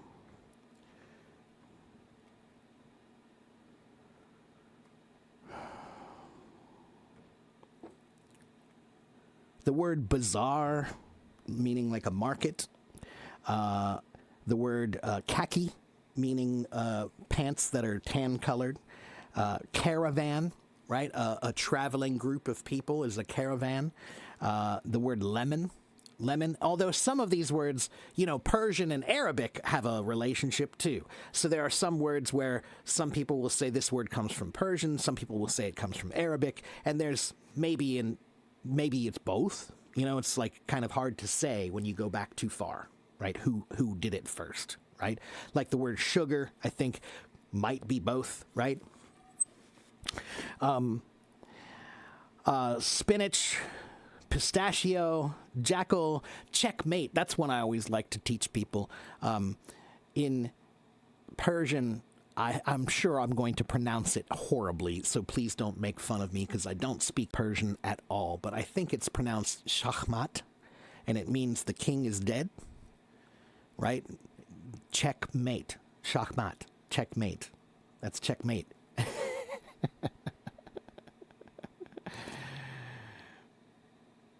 Oh, was I right? Did I do that right? How about that? I got it.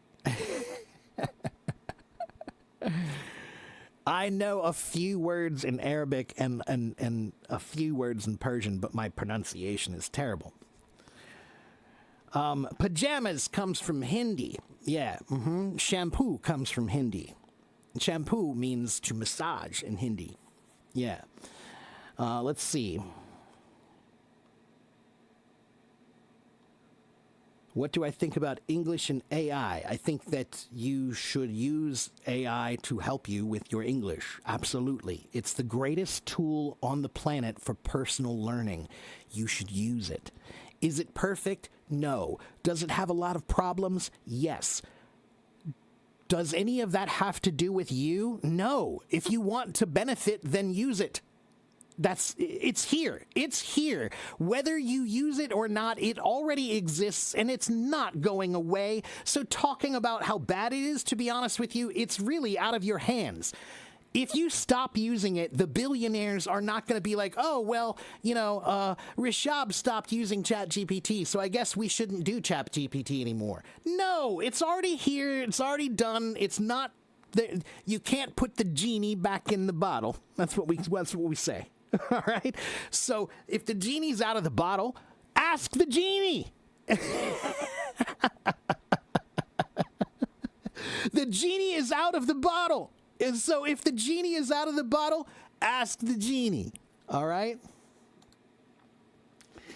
Oh, it's more like in Arabic. Okay. Yeah. Well, close enough. Again, I'm not an expert in Middle Eastern languages by any means. Let's see. I enjoyed myself in the party last night. Well, Rishab, it should be probably at the party last night, but I enjoyed myself because you had a good time. Myself, I had a good time. So when you say, did you have a good time? Yes, I enjoyed myself. It means myself had a good time. Okay?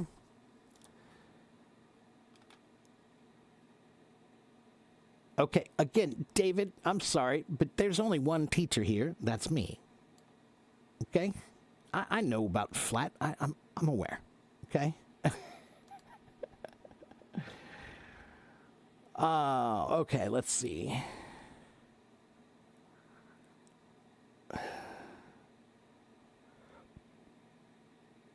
It must be fun teaching English with a music and background of music. Yeah, it is. It's very fun. I think any musician has a tremendous advantage in learning any new language. Any professional musician, for sure. See, look, Strange Cringe. See, this is what I'm talking about. Look, Strange Cringe gave an answer and I gave an answer. And both answers are correct. But the answer that I gave is a practical answer that helps you understand the purpose of the language. And the answer that Strange Cringe gave is correct also. But the answer that Strange Cringe gave, and please don't take this the wrong way, you're right. It is what you said. But when you think about grammar like that, it's like, let me show you this. I'm going to walk, and I want to show you there are two ways you can walk. All right? Let me show you the two ways that you can walk.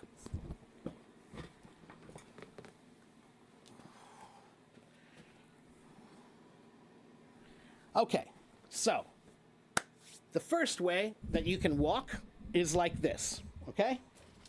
Watch me.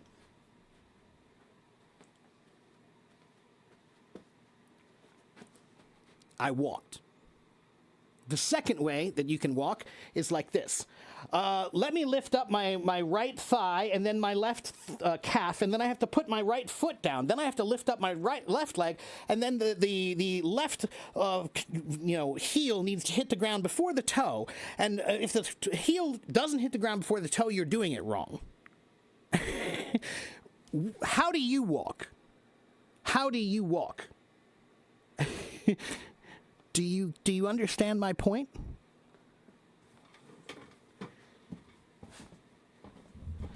So, understanding how grammar works is good. But you need to remember that language is for movement. Okay? Language is for movement. Movement is not something that you do by thinking about each muscle. No, it's a coordinated effort. It's a coordination. Okay? You must do it with coordinated ability. And guess what? In music, we see this many times. There are many musicians who know more about music theory than I do, a lot more than I do, but they can't play as well as I can because they're thinking too much and not playing. They're not using the ability. They're thinking about it. Coordination, C-O-O-O. It's two O's. D-I-N-A-T-I-O-N. Coordination. All right? I'm very pragmatic, especially about language, because I think that's one of the problems with teaching language in the last 30, 40, 50 years. Language has not maintained any pragmaticism in its method of teaching, especially English. Of all the languages, English is a global language now. It's a lingua franca. It's something that we should be adjusting and adapting and modernizing, but we haven't, you know? So for example, I often talk about in grammar, they talk about present perfect tense and past perfect tense, right? And the word perfect has two meanings, and it's confusing for learners. Because every learner does know the word perfect. Oh, it's perfect. You did perfect. It's great. It's perfect. It's wonderful, right? Perfect means wonderful, doesn't it? But in grammar, perfect comes from the Latin word perfectum, which means finished. It means completed. So, if they were smart, they would change the grammar to say present completed tense, past completed tense. Because if I say present completed, oh, you go, oh, that makes sense. It's things that you just completed. Past completed. Oh, that makes sense. It's things you did in the past and you finished in the past. Duh. Do you know how often I have to explain about those tenses? And the only reason why I have to explain about those tenses is because of the word perfect, and they don't know what it really means. So, almost every method that I use is for performance, not for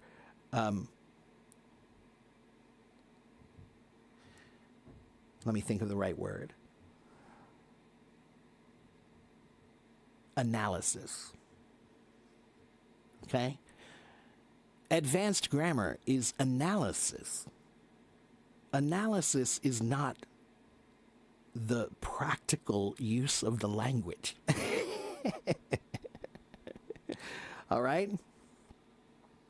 Present perfect continuous means something that is present but finished but continuous. So look, let me show you some examples. Look.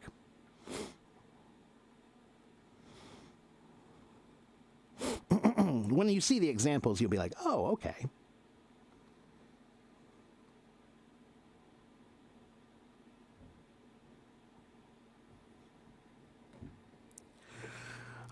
So for example, it has been raining. It has been raining, so the ground is wet. Right? So, present perfect means present completed, but continuous. So this says it has been raining. That means in the recent time, it was raining continuously. Okay? In the recent time, it was raining continuously. Okay? Language is for living. Yeah, it's for using. It's for movement. Right? Music is to express yourself. It's not to talk about the math. Okay? So when I play a beautiful chord on the piano, you're supposed to feel it. You're not supposed to say, oh, did you play a triad with the seventh and the flat 9 and flat 11? Oh, wait, no. You didn't have the flat 9. You just had the 7 and the 11. Oh, I see. You can talk about music like that, but that's not what you're supposed to do. Musicians talk about music that way only so we understand each other better. But when we are actually performing or using the music, we don't think about it like that. No, you should not be thinking about the math when you're trying to express yourself. Okay?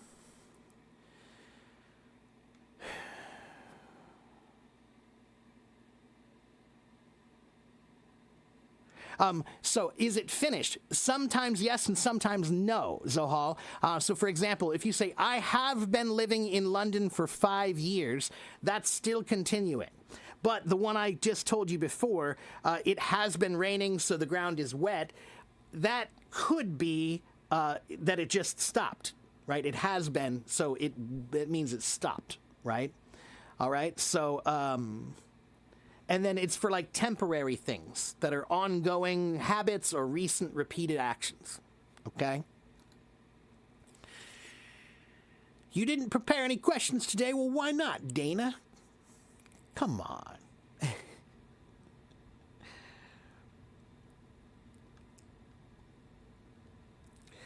All right. Let's see. So yeah, that's what you're supposed to do here, is you're supposed to come ask me questions. And I try to answer them or look stupid. I do one of those two things. I either try to answer a question or I look stupid. And I'm good at both.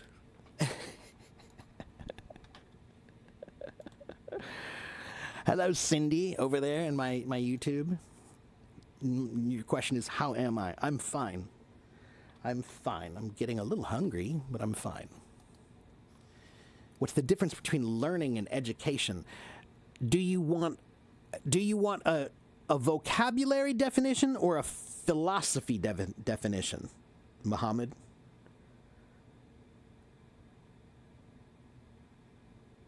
There's two different definitions I can give. One is just a vocabulary definition difference. The other one is a philosophy. You want the philosophy. So learning is the process of education. Education is what's left after you finish learning and you've forgotten things, but you know. So let me put it to you this way. Education is what's left from whatever you studied with learning. It's kind of hard to explain, but learning is a process of collection. Learning is a process of collection and organization and contemplation of understanding. So you learn an idea and you think about it and you contemplate it and you organize it in your mind, right? So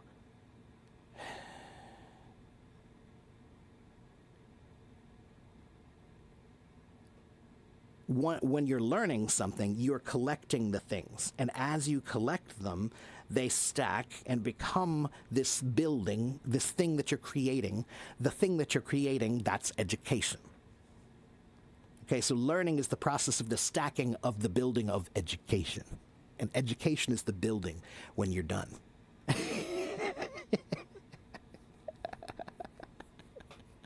All right? Education is the building. Learning is the process of building. Got it? See, that's why I told you. That's what a teacher does. A teacher manipulates you with simplicity. It's the art of teaching. It's manipulation for the purposes of practical learning.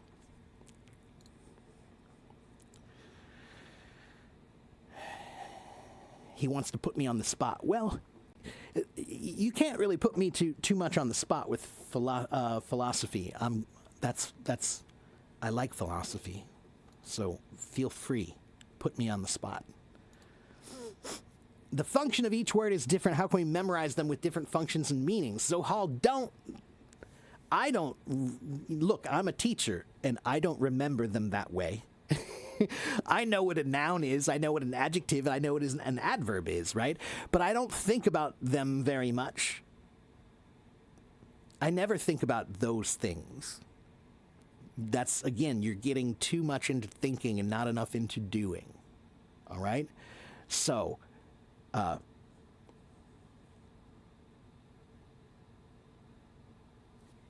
want you to think about this. When you learn a song, like, for example, the song Fieur Elise. Everybody knows the song Fieur Elise.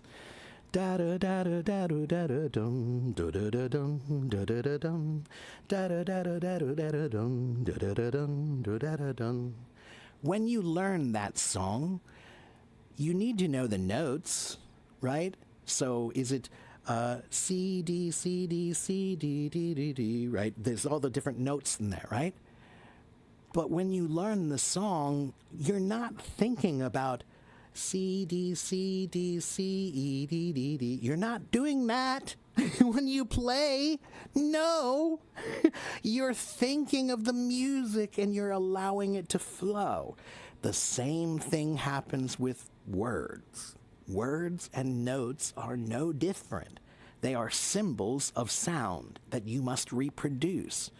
But to reproduce sound naturally, you cannot be thinking about it too much. It loses the purpose when you think about it too much. The purpose is to move. The purpose is to use it to emote, to move you with emotion, with feeling, with expression. That's the purpose of language, to express yourself. Okay? You don't express yourself by talking about the details of the vocabulary. Like, well, this word is an adjective, and that's why I used it, because adjectives are for describing things. No! You just, you think of the image, and then you match the image with the word. Images and words, images and words, images and words. All right?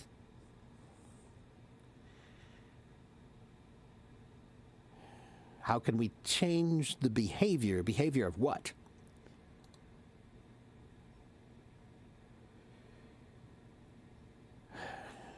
Do I know how you can avoid making mistakes with prepositions in and on? Michelle, it's a very common problem, but it has a very easy solution. Michelle, go to ChatGPT and ask ChatGPT every day to make one worksheet for you to practice prepositions, specifically in and on. But all of them, all right? If you just do that every day for 1 month, 30 days, 30 worksheets, you'll be fine. I promise you, it's not that hard. You just have to do a lot of repetition. Prepositions just need repetition. Repetition, repetition, repetition, repetition, repetition. Okay? Can study English to listen? Yes, you can learn English by listening to music, but you need to remember that music is art, and art doesn't care about the rules. So when you learn music, the words, they don't care about grammar in music. They don't care about grammar in poetry. Grammar is not for art. All right? So just remember that. What's the difference between learn and learn to?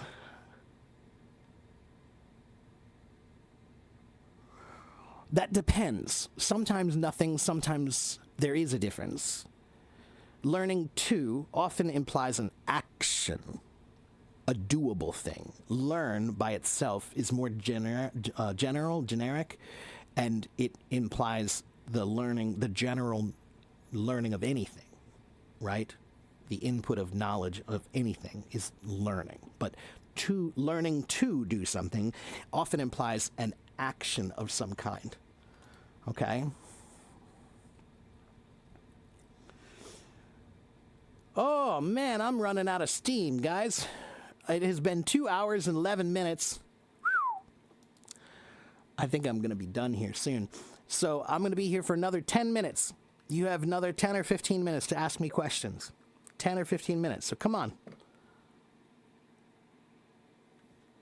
I think I've done pretty good today. I haven't completely ruined anything. I haven't given a completely terrible answer yet, not one. But I almost always give at least one, so give me some more questions so I can give you at least one terrible answer.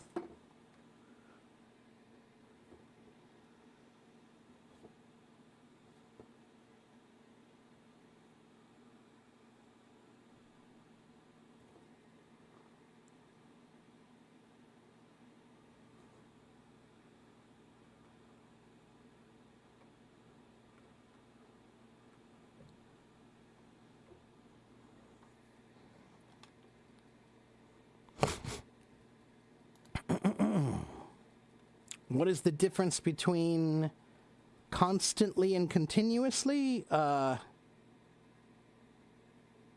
Sometimes nothing. It depends on the situation.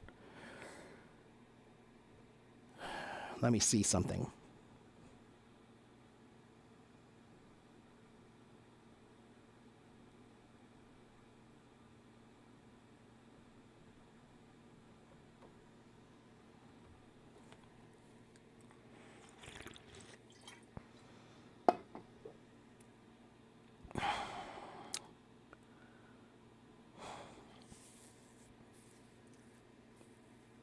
Yeah, so there is a slight difference between constant and continuous, but it is a subtle difference, but it's an important one. So continuous things are things that are currently in progress, okay? Constant things are more like a state of something, right? So, for example, you are constantly losing your keys. You are constantly losing your keys. That means it happens a lot, okay? But it's not continuous. You're not continuously losing your keys, okay? But continuous, you could say,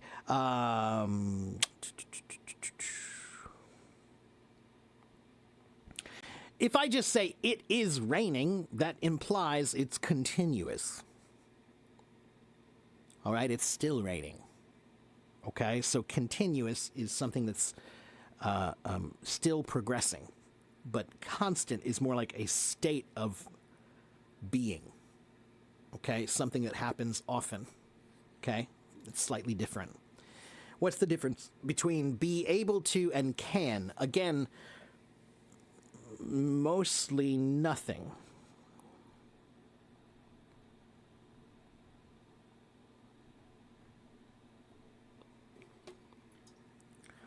Whoops.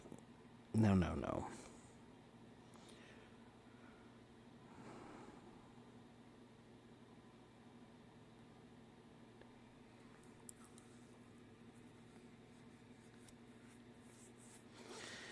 Okay, so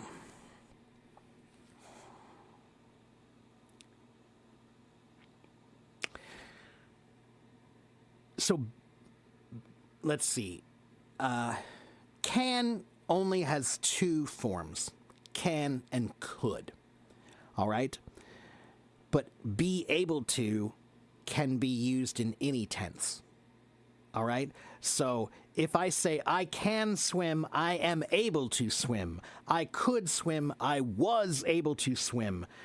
You can't say I will can, though. I will can? No, can't do that. So future doesn't work for can. But I will be able to swim. You can use I will be able to in the future, right? I can't say I have can. That doesn't work. But you can say I have been able to. So be able to can be used in any tense. Can and could can only be used in present and past. Okay?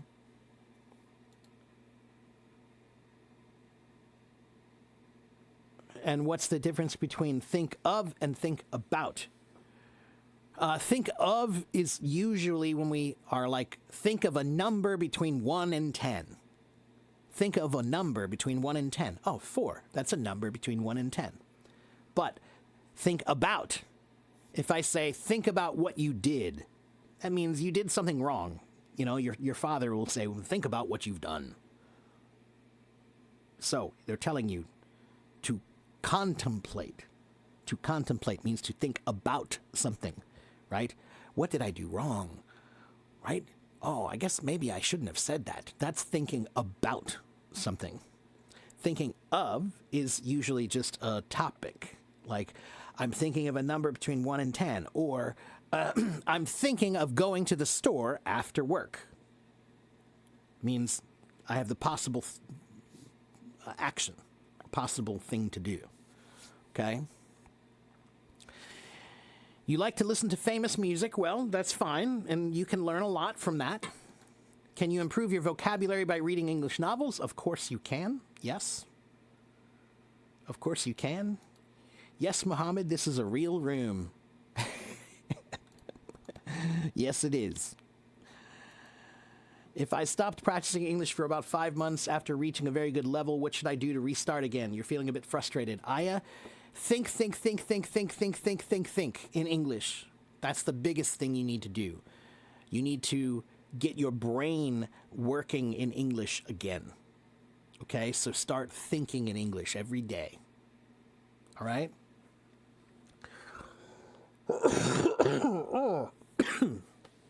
Guys, I think I need to go. My voice is so dry. I think I'm ready to quit. But it's been 2 hours and 18 minutes. And here is my YouTube channel. And here is my website. And here is my blog. Okay? I have been on Hello Talk for 12 years. I have been live streaming here for 5 years. I have 88,000 followers here on Hello Talk. I'm here Monday, Tuesday, Wednesday, Thursday, Friday. I'm usually here in the morning. Like today, I started 2 hours and 18 minutes earlier. Okay, so usually somewhere around 9:30 or 10:30 in the morning where I live, that's when I'm usually here. Okay? Thank you, Dana. Many, many people come to see me regularly. That should tell you something. You know, why do they keep coming back? I don't know. There must be some reason why they come back. All right, so yeah, come back and see me again sometime. I will be back. I might come back after lunch and play some music. I might come back and play some drums a little bit after I eat some food because I feel like doing some exercise. I need some exercise. They keep telling me I'm fat. People keep telling me that I need to go to the gym. Apparently, I need to work out, so I'm going to do a little exercise on the drums later. All right, I must go.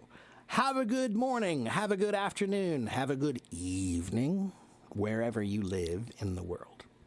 And I'll see you guys next time. All right? Bye.